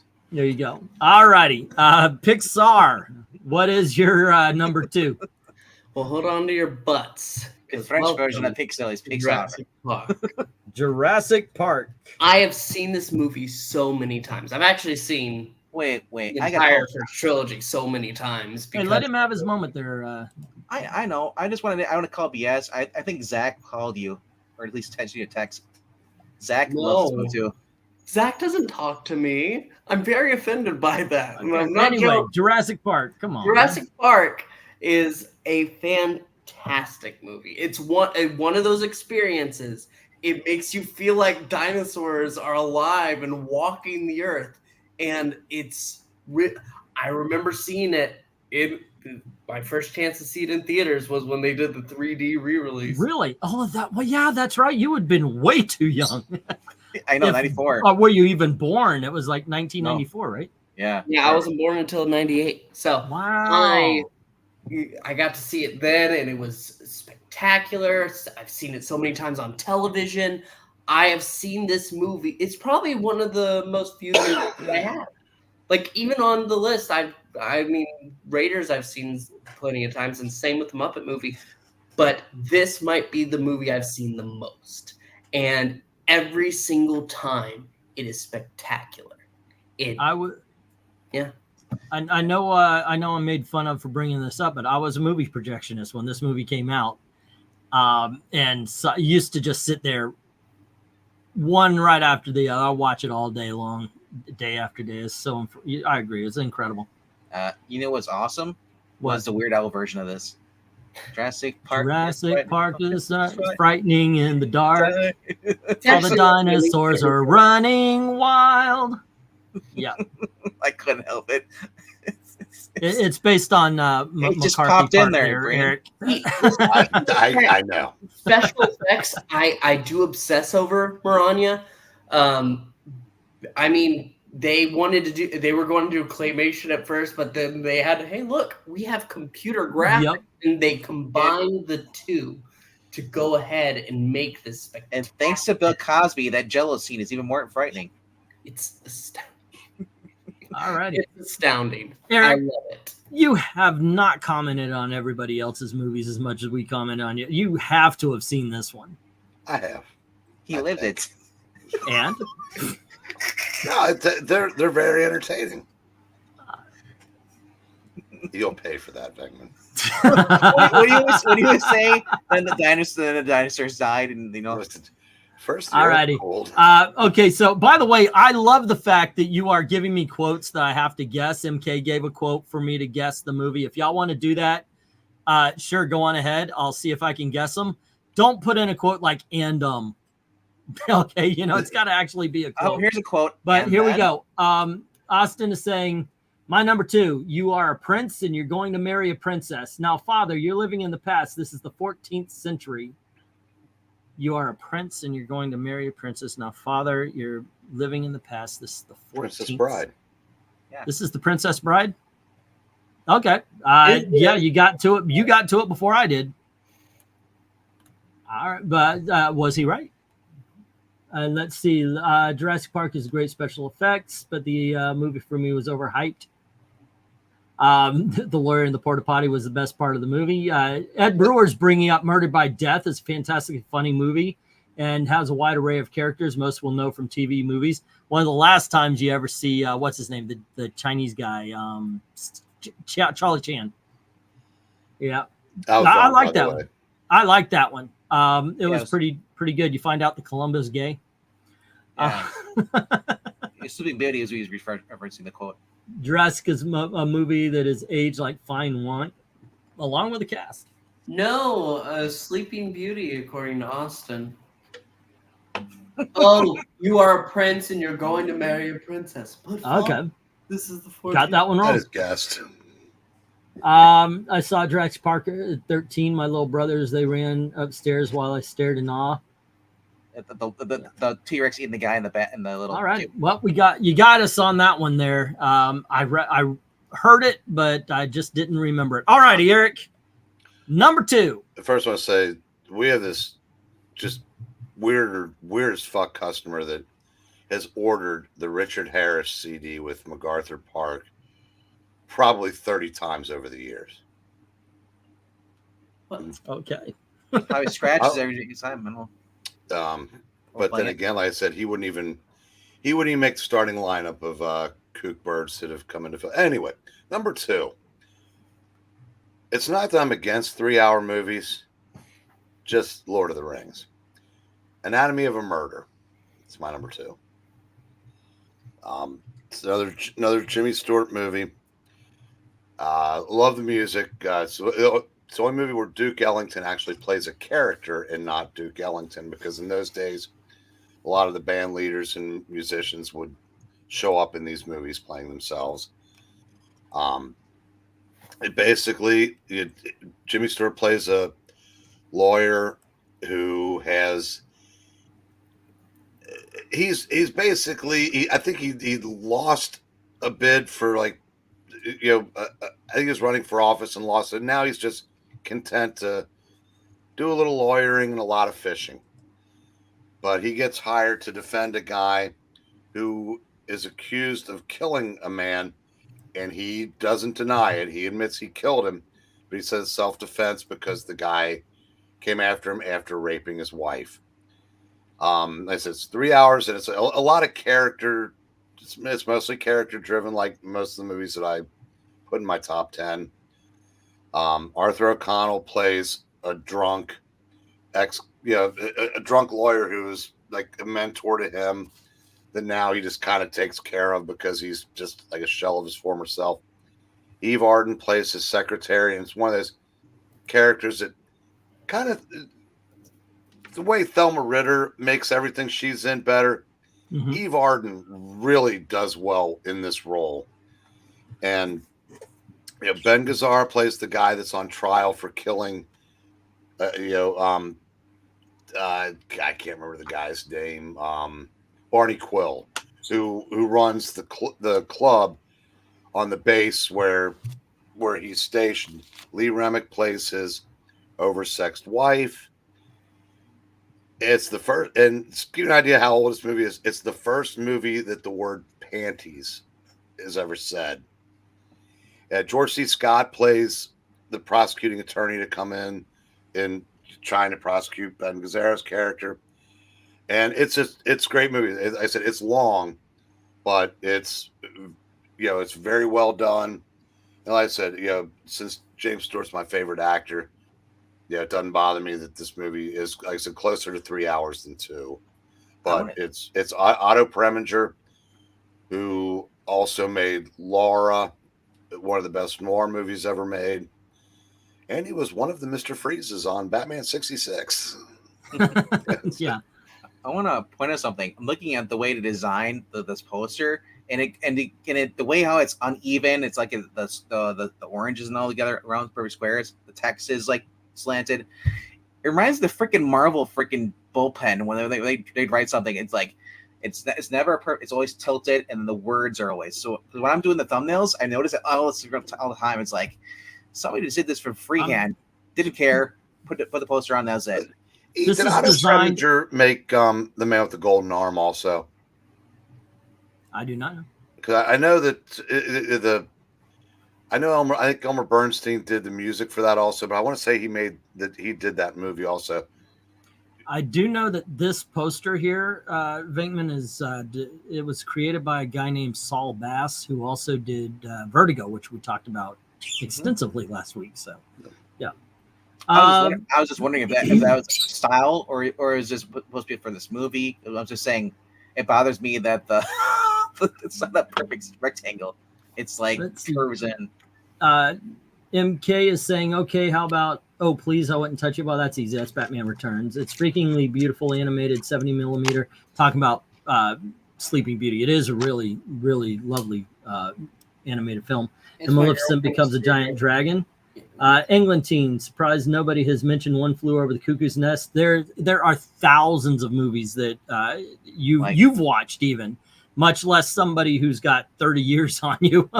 It's even if we were to make a top 100, there would be some bangers that would be at 100. That's just the way it is.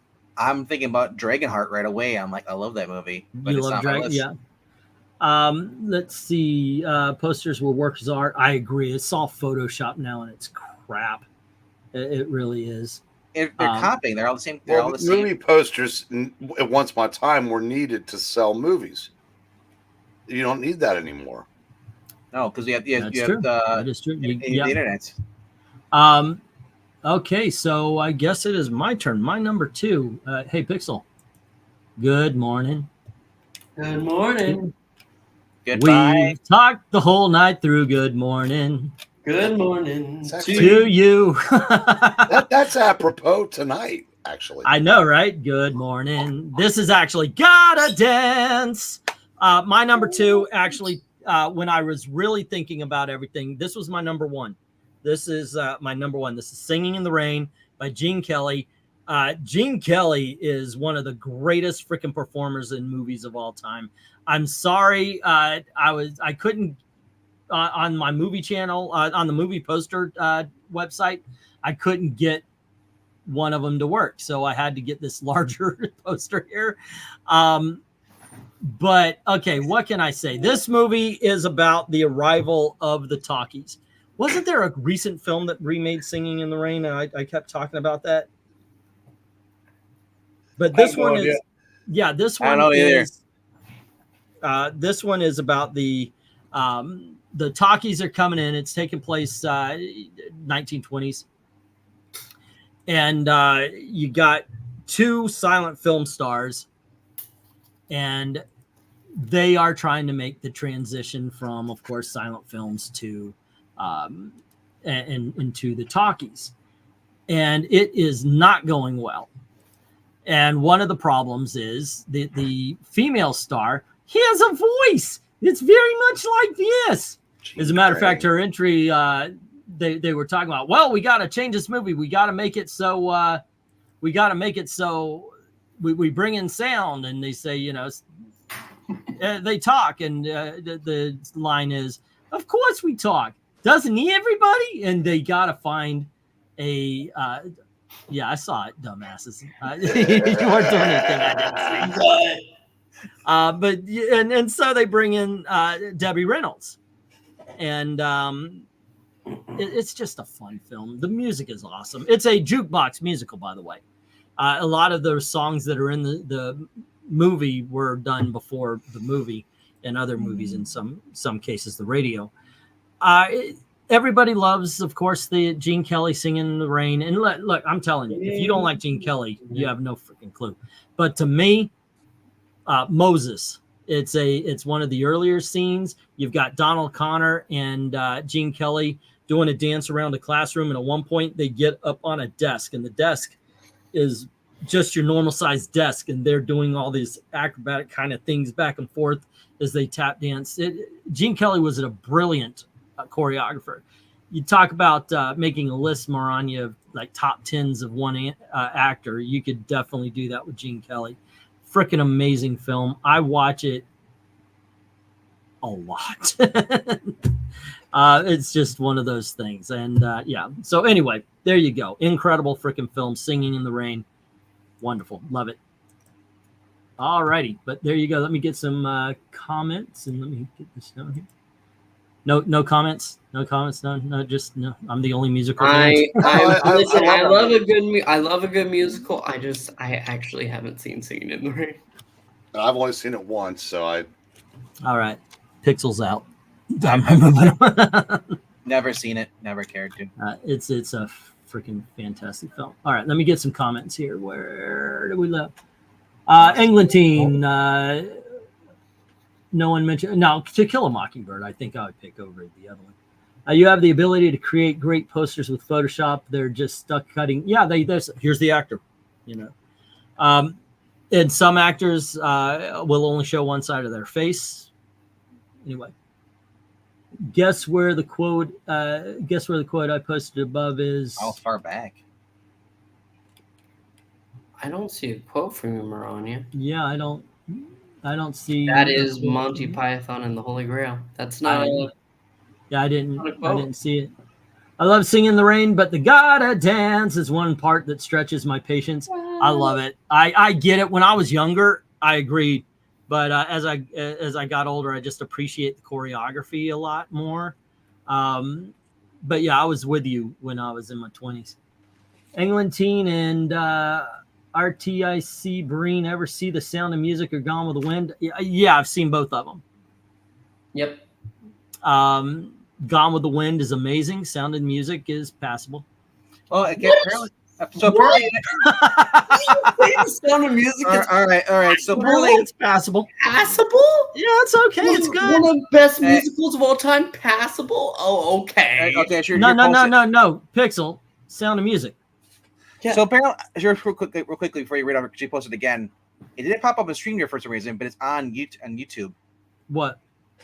The one she just posted in StreamYard. That's her quote. Oh, it never showed up. Oh, okay. It didn't show it on our end though. But it's in He'd YouTube. make a book on his own mother get hit by a truck. He'd make a book on his own mother getting hit by a truck. Quote from one of my favorite movies, William Holden. Oh, you got me on that one. I don't. He'd make a book on his William Holden. Oh, Network. That's my guess. Oh, okay. Yeah, because I would not get it. Gone with the Wind, by the way, is freaking incredible.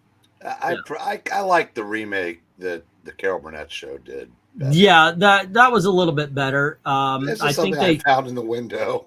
Yes. I like the Mary Poppins ending on Family Guy, where she gets Rhaegar saying Sound of Music is great. You take that back. Sorry, hey, you like Nazis. What can I say? What? Zach? The best part of Gone with the Wind is when he says he doesn't give a damn. Oh, is that the one I got you off the Internet Archive, Maranya? It's one of the Billy Wilder movies I haven't seen yet. All right. Yep. But I guess I caused a little bit of a stir by saying, look, Sound of Music is fine. It's a good movie. It's a good movie. The Hills Are Alive. It would be somewhere in my top 1,000. Oh, I thought it was The Hills Have Eyes with the Sound of Music. Yes. The hills have eyes. It's the sound of bloody. Sound of blinking. Right. Yes. All righty. Wait, have I said my number? Oh, yeah, I talked about my number 2. All righty, gang, here we are. It has taken us 2 hours and 30 minutes, but we are finally at number 1. VENKMAN. Mr. Venkman. 21 years ago. Surprise us here. 21 years ago, Gabriel Mock got together with Bridget Mahanigan, Colin Farrell, and Al Pacino. And they just, Colin Farrell and Bridget Mahanigan, Gabriel Mock decided to become CIA recruits. Do you know what this movie is, E? Yeah, it's called The Recruit. Yes. I don't know what it is about this movie. And by the way, Monahan. I don't give a shit. I said what I said. You don't like it? That's your problem. I only know that because Tom Brady knocked up one of them. Yeah. Bridget, yeah. Not Gabriel. No, I mean, that's how I know how to pronounce Monahan. Well, it's 2020. Yeah. Like I said, I don't know what it is with this movie, but I love it. I can watch it constantly. And most movies, I have to wait a while before I can watch again so I can forget it. This is a great movie. Al Pacino is the teacher, and he recruits this Colin Farrell, who's questioning about his dad. His dad was a great pilot, but crashed, and they're saying he crashed. He's like, "There's no way my dad could have done this." Finds out that his dad worked at the CIA, so he ends up recruiting there. Meets Bridget.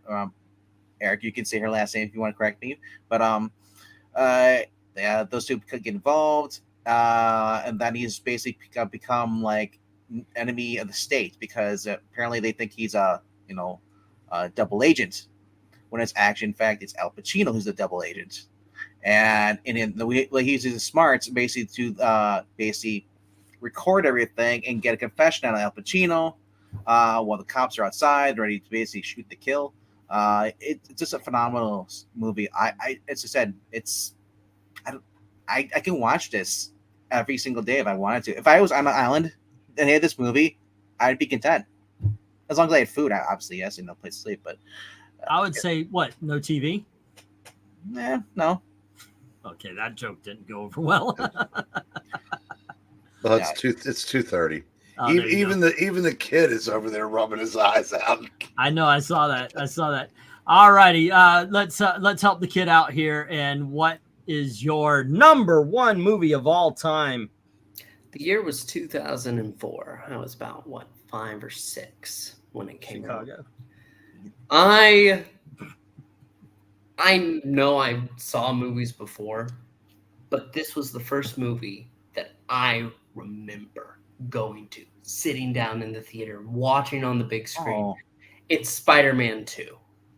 All righty. It is. It's my favorite superhero movie of all time. It's my favorite Spider-Man movie. It's fantastic on so many levels. Dr. Octopus, played by Alfred Molina, he's great.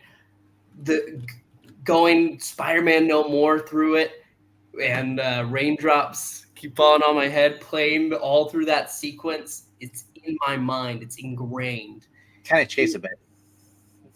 It is truly one of my favorite movies, and that's why I have it. I was going through the list thinking, where do I put this? I would not be into comic books at all if I had not seen Spider-Man 2 as a 5-year-old boy. Okay. Spider-Man gets his ass whipped by a man with boobs. Okay. All because he wants to get the Aunt May's gams. Those gams! But no, there's so much tragedy, but it's so good. It's so good. I love it. I still like the first one better. I love Doc Ock, but I just love. For the longest time, for at least until 2008, That was the best of all superhero movies. I like this better than The Dark Knight. So I mean, it's still okay. Yeah. The train sequence is awesome. The there's just yes. Everybody knows who Peter Parker's Spider-Man. You're the guy who takes photos. Yeah, but the power, and then the palm is the power of the sun and the palm of his hand. Yeah. All right. No, I agree with you. This is one of the best Sacrificing superhero himself. films of all time. It's definitely the best of the Spider-Man movies. No, And I'm including all of the Spider-Man No. movies. There you go. Norman Osborn, I love it. I love Willem Dafoe. I love the first movie, but you have to understand, like I've gone back and I rewatched them again recently. When you go ahead through that first one, it's really good, but 2 is at another level. Everything that they learned in the first is just extended upon in the second. Do you know what I think of when I think of the Tobey High Maguire Society? movies? Sorry. When I think of these movies, is the video games adaptation of these, and Bruce Campbell calling me an idiot. There you go. All right. There you go. Awesome film. I love it as well. I think everybody does. Anybody who's seen this movie likes it. Even Eric. But Eric, what is your never mind. Let me just type in Okay. I haven't been able to concentrate since Pixel said he was 5 years old, and I realized I was already in my 40s. Yeah. I was 5 years old when I saw Spider-Man 2. Yep, 34. I was fuck you, Pixel years old when I saw it. Hey, You need to borrow a finger or two from me. Yeah, go find a mirror and do that for me. I was 19. That makes me feel a little better. Obviously, North by Northwest is my number one. I said, yeah.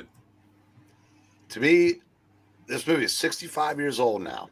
It's even older than me. I still have yet to see a movie with better cinematography than this. You know, Venkman referenced something earlier when the scene where they get him drunk and put him in the car. When it goes off when 2 of the tires go off the road and you see the tires spinning, something like that. The opening scene where the way they filmed that, you see where they worked the UN building into the opening credits, the Mount Rushmore scene, just everything about it. It's like he said, his movies were planned out so meticulously. There's never a wasted shot in a Hitchcock movie, but I think this is where he did it a little bit better than every other one, which were all phenomenal because that's what he did. And you know, we talked about the plot, case of mistaken identity, blah blah blah. So, to me, it's more of I just sit there and just watch the scenery. And, you know, Cary Grant, who can shoot scenery better than anybody. Obviously, the crop dusting scene is one of the most famous of all time, but that's not my favorite scene of the movie. The chase on the presidents of Mount Rushmore is just, you know, it's so beautifully done. And like I said, I could watch this movie once a month if What time are you watching again? Because I want to watch it again. I don't know what I'm going to watch. You could have a watch party where we just talk about it as it's being shown. Obviously, we can't.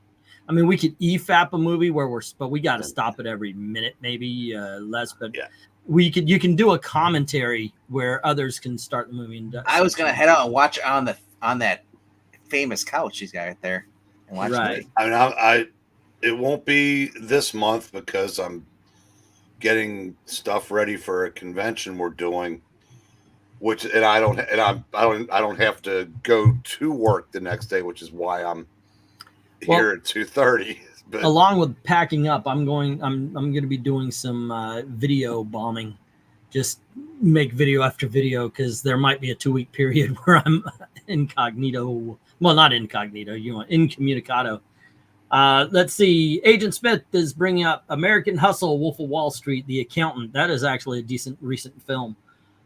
Psycho was Alfred Hitchcock's best in his opinion, and you know what? There's rarely a Hitchcock film. It's rare that I would argue a favorite. You didn't say Under Capricorn. You didn't say The Manx Man. So yeah, we're good, man. Don't agree, but yeah, there's not a lot of bad Alfred Hitchcock out there. Let's see. Would have been better if he was actually a spy of some kind, says Ed. The Hitchcock movies with Jimmy Stewart are boring. Okay, see, I was with you, and then you just have to go. Then say you had something to stupid. say something like that. You just have to say something stupid. No, And I can't agree with Ed either, because I said I think that's what made this movie so much better, was that he wasn't a spy. Yeah, me too. But there you go. All righty. So I had a choice back in, I believe it was 1979. There was a re-release of, there was a re-release at the same time, a movie about a young lady with a red lock of hair, a beautiful musical, and a re-release of Jaws, and I had to pick, and my mother let me pick the movie, and in all honesty, I gotta say it's a hard knock life for us, And for us, it's a in the hard knock life for us, and that is my number one film Annie? of all Is your time. number one choice of all time? Carol Burnett, by the way, is amazing in this, as well as Tim Curry. Tim Curry's in the movie. How can you say no to a Tim Curry film? Really easy. If I see Rocky, joke with saying Annie, get your gun, like Annie. I'm not. Oakley, Oh, this movie kicks in and get your gun's ass. But no, I was. Benji? Are you kidding? Hard Knock Life. You got Little Girls by Carol Burnett, Easy Street by Tim Curry, and yeah, I mean, I don't see the problem. You got the it's the Uncola Sprite guy is playing Punjab. This movie was Albert freaking Finney. incredible. That's a good actor. It was incredible, but in all honesty, no. My brother spent like 3, because I wasn't allowed to see this when it first came out. I just wasn't. And he's white.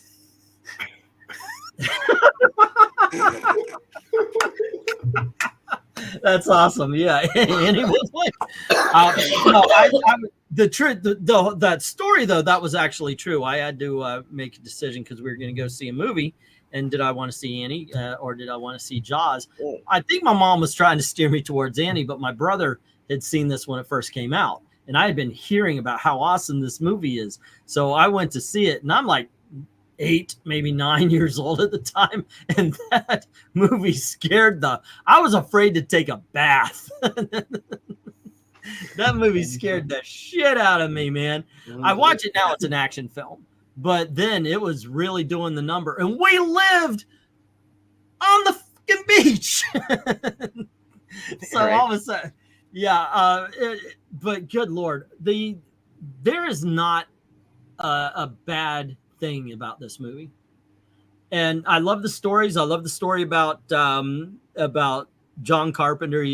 Not John Carpenter. John Williams is hired to do the music, and Steven Spielberg goes, he says, yeah, I got something for you, come over.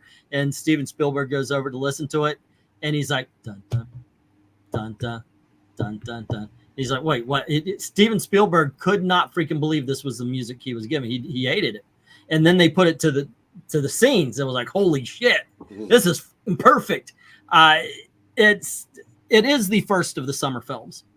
It's the first one that made the summer movies big. But let's talk about what's in the film.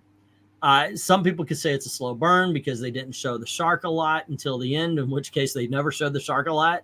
But that makes well, better. First of all, for a young kid, the movie starts off with a naked chick running into the beach. Hey, all right. It's better than Godzilla 2014. Hey, I am in fact heterosexual. Thank you, Jaws. But from that starting scene, it then built up every character that was going to be involved in the ending. You get to know them. You get to actually feel for them. I don't care who you are. That haunting scene that Robert Shaw does where he talks about the Indianapolis, he was drunk off his ass and did that acting as perfect as he did. This freaking movie was amazing. The fact that they're doing the scars and Roy Scheider lifts up his shirt because all he's got is an appendicitis scar. This movie is fantastic. There's no getting around it. When I watched the first time, I'm like, Richard Dreyfuss is gonna get it. he's the happy-go-lucky guy. He's gonna go. You threw me off though. You said woman. I'm like 1979. Alien? Yeah, no, actually, I didn't see Alien until HBO was in our house in 1980, 81, around there. Robert Shaw, phenomenal actor. Freaking hell of an actor on this one. Eric, you've got something to say about this movie. No, I can't really top anything you've already said. Man, this is. I saw this in the theater as I guess it would have been 13 at the time. Mm-hmm. And yeah, it left an impression. I mean, it's like, not enough to where I said, oh God, I'm not going to take a shower, but I don't know that I would have been in any hurry to go to a beach anytime soon after seeing we swam. That was our hobby, and that's all of a sudden. And I do have a shark story. I told the shark story here where I was walking out to my friends who were fishing, and I wanted to go fishing, and they were like, go, there's a shark, and so I got on a rock. And I admit this shark has gotten bigger and bigger with the telling, and I'm pretty sure at the time it was only like a four footer or something like that. But, Pixel, tell us how you made it all the way through number 3 of Jaws. Oh, no, I made it through. Number 3 is Jaws 3D, and then there's Jaws 4. Jaws 4 was fun as hell. That movie sucks It on so many different levels. Bad. Yeah. I was I don't know. I was almost disappointed because I was expecting it to be it's so bad in a fun way. I was expecting an actual bad movie. Yeah. Well, it was an actual bad movie, but this one wasn't. You know what I mean? This is a fantastic movie. Goes ahead, it builds up its suspense. It doesn't. They can't show the shark. Pardon me. They can't show the shark too much because it kept falling apart and breaking down. But they use that to their advantage. Mm-hmm. This is a fantastic film, and it's another one of those films that anyone who's studying filmmaking, they should study Jaws. Well, that again, another example of music making the movie. It already was scary that it was a shark. For me, I don't never go in the ocean because all that freaking crap's in there. Jelly, going in the ocean is like going to Australia. Everything wants to kill you in there. My brother stepped on a nurse shark once. We were out in Daytona, and we were just walking through. It was like, what up? And we saw a nurse shark swim away. My brother stepped on it. That is something. Poor babies. I admit to glee getting my dad with the jump scares in Jaws. The story, of course, the Ben, goodness gracious, what's his name? Ben Gardner. You see him originally. He's riding the boat and he says something along the lines, "They're gonna be sorry that the mamas met their daddies when we get to," that guy. Later he shows up. They find his boat and Richard Dreyfuss goes down. It's actually filmed in a swimming pool. Because Steven Spielberg was watching, he goes, "We need something in this part right here. We're missing a scene." And so they decided they were going to film it. And Richard Dreyfuss is, he finds a tooth and he turns. And when he turns back, Ben Gardner's head flashes in. Whoa! That got me. There are so many that did. Of course, the most iconic being, you want to come chum this shit. And the shark jumps up and he says, "Oh, by the way, it's not, we're going to need a bigger boat." He backs up and he looks at Quint and he says, "You're going to need a bigger boat." That's the quote. A lot of people get it wrong, but there you go. It just got a little far-fetched at the end when the shark actually started walking on land. Yeah, of course. Door to door. And he became Chevy Chase and he was like, Land shark. Yeah. Or far-fletched. Sorry. Shark that gives you a sponge bath. Not enough credit to Forbidden Planet as being the forerunner of all. I can see that. All righty, guys. Let's start with Let's start with you, Venk, and let's do a bit of a recap. I'm not going to pop the pictures up here for each one. All right. Already, my number 10 was Die Hard. Number 9 was RoboCop. 8 was Highlander. 7 was North by Northwest, or you can just look behind Eric. Number 6 is Raiders, or Raiders of the Lost Ark, if you prefer that. Number 5 was Spirit of St. Louis, a Jimmy Stewart movie, because Jimmy Stewart's not boring. Number 4 was The Terminator. Number 3 was Ghostbusters. Number 2 was Mission Impossible, and number 1 was The Recruit. All righty. Pixel, your top 10. My number 10 was Rise of the Planet of the Apes. 9 was On Her Majesty's Secret Service. 8 was Fellowship of the Ring. 7 was Dune. 6 was Return of the Jedi. 5 was It's a Wonderful Life. 4 was The Muppet Movie.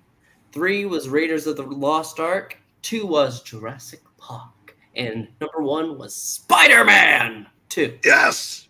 Yes. There you go. All right, Eric. Number 10, 12 Angry Men. Number 9, Witness from the Prosecution. Number 8, Diner. Number 7, Rear Window. Number 6, Casablanca. Number 5, Cat on a Hot Tin Roof. Number 4, good Lord, I can't remember what number 4 was. The Apartment. Number 3, Touch of Evil. Number 2, Anatomy of a Murder. Number 1, North by Northwest. Some of us actually wrote it down. I didn't need to 2 hours ago to stream. I'm not inspiring now. Okay, and my number 10 was Little Big Man, starring Dustin Hoffman. Number 9 was Planes, Trains, and Automobiles. Number 8, Rear Window. Number 7, The Dark Knight. Number 6, The Lord of the Rings trilogy. I cheated.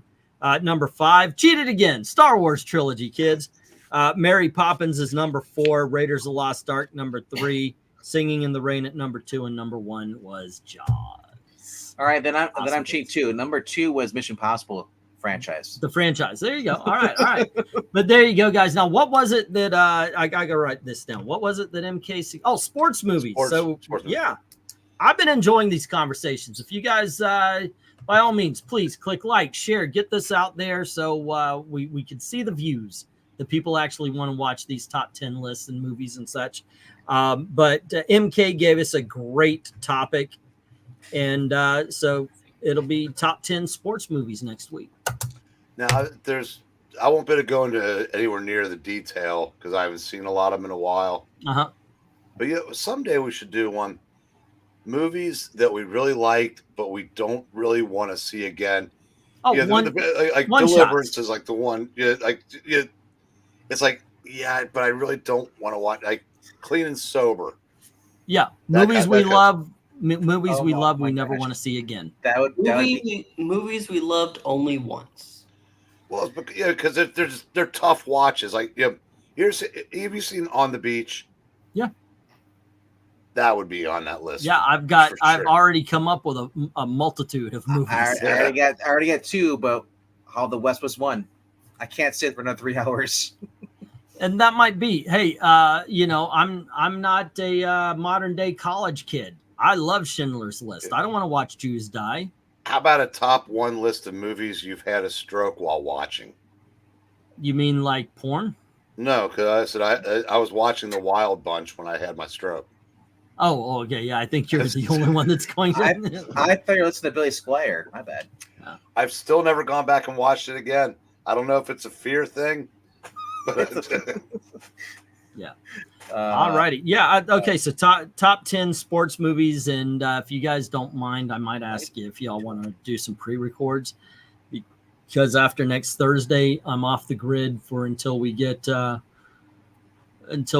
back to the internet and such. I was going to say, do I even have a 10 sports movies? You guys. Oh, you do. You do. There are so many football and baseball movies out there, and you can include skiing if you want to do Better Off Dead. I don't consider that. I wouldn't consider that. I guess Dodgeball is a sports film. God, I was thinking more like baseball films. For as big as sports guys I am, I've never seen Field of Dreams. I still have not seen it. You know what? I don't know who you are. I would say 8 Men Out is better than Field of Dreams. I love 8 Men Out. Searching for Bobby. Chess is a game, not a sport. Rookie of the Year, Mighty Ducks. Those. Yeah. So there you go, guys. Thanks for hanging out with us, and thank you for joining us, and you guys coming up with lists that must have been made on the spot. Oh yes. Well, literally, I was not planning on it, and all of a sudden it's like, "Hey, the old man's gonna do one." I'm like, "Son of a bitch!" Right. Don't forget to do clicking, liking, sharing, and all that kind of stuff to just help out the algorithm. Maybe get these pushed around. It's a 2-hour and 49-minute live stream, so I'm not expecting the playback to be too huge. I do think it's funny that none of us had the thumbnail on our lists, and that's The Godfather. I've never seen it, and I just never care to see it. You've never seen The Godfather? Actually, that'd be a list. Until last year, so top 10 list of movies that other people have seen, but you just great movies. That is a topic we'll write down. Great movies you've never seen, and by that I mean popular films. You know, don't you love it whenever you go ahead and you finally see a film that you should have seen a while ago, and then you can start saying, "You've never seen this? What's wrong with you?" But no, that's I was older than VENKMAN when I saw it for the first time. Yeah. But that's like, but when you say great, when I say it can't just be popular, but it also as far as monetary, it has to be, it has to be considered a great quality film. So it's not like, ooh, Waterboy. No, but I mean, like, obviously you would say, in the Raiders would be up there. So you've never seen it, but it said popular like that. Something that's considered a great film, not just something that's made money. Avatar. E.T. That could be considered. Yeah, that's one you can put to the list. All right. Once again, thank you very much, guys. As always, thank you very, very much for watching. Have a good night.